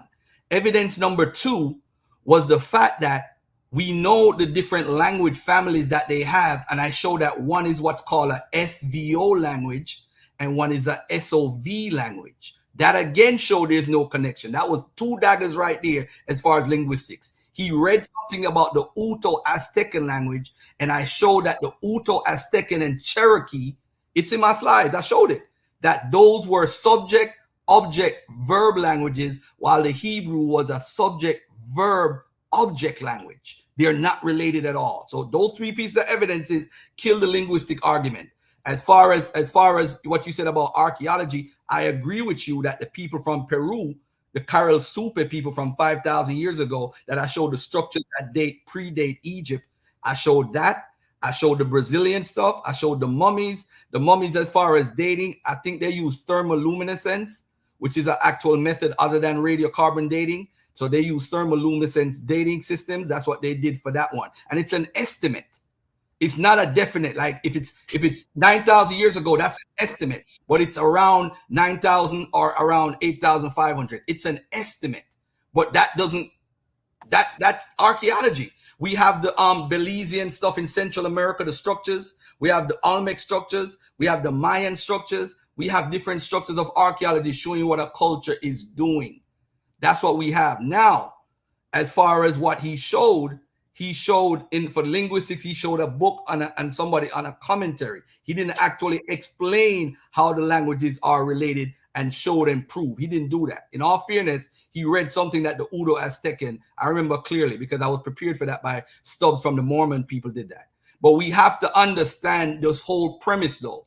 All these are, you see, if I'm a believer, right, and I hear all these archaeological stuff, I'm gravitated towards it.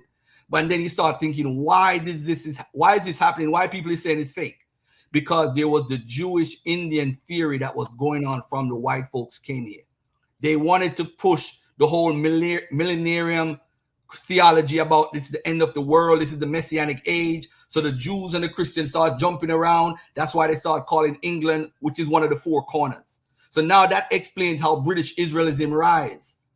That explains all of that now. They thought that was the last corner of the earth. That's a part of the Bible. So you talk about we've been spread to the 4 corners of the earth. England is the 4th corner. So now you see they're trying to build something theologically, and that's why you see so much people popping up. Then let me make one more, give me 30 more seconds. Then when you look at the Newark Holy Stones, what I brought out, I'm sure nobody heard it before. The election of Abraham Lincoln played a role with them trying to say that that was Jewish. The fact they were enslaving African Americans played a role, and Native Americans. They wanted to say that we were all from Adam, and they were teaching what's called monogenesis.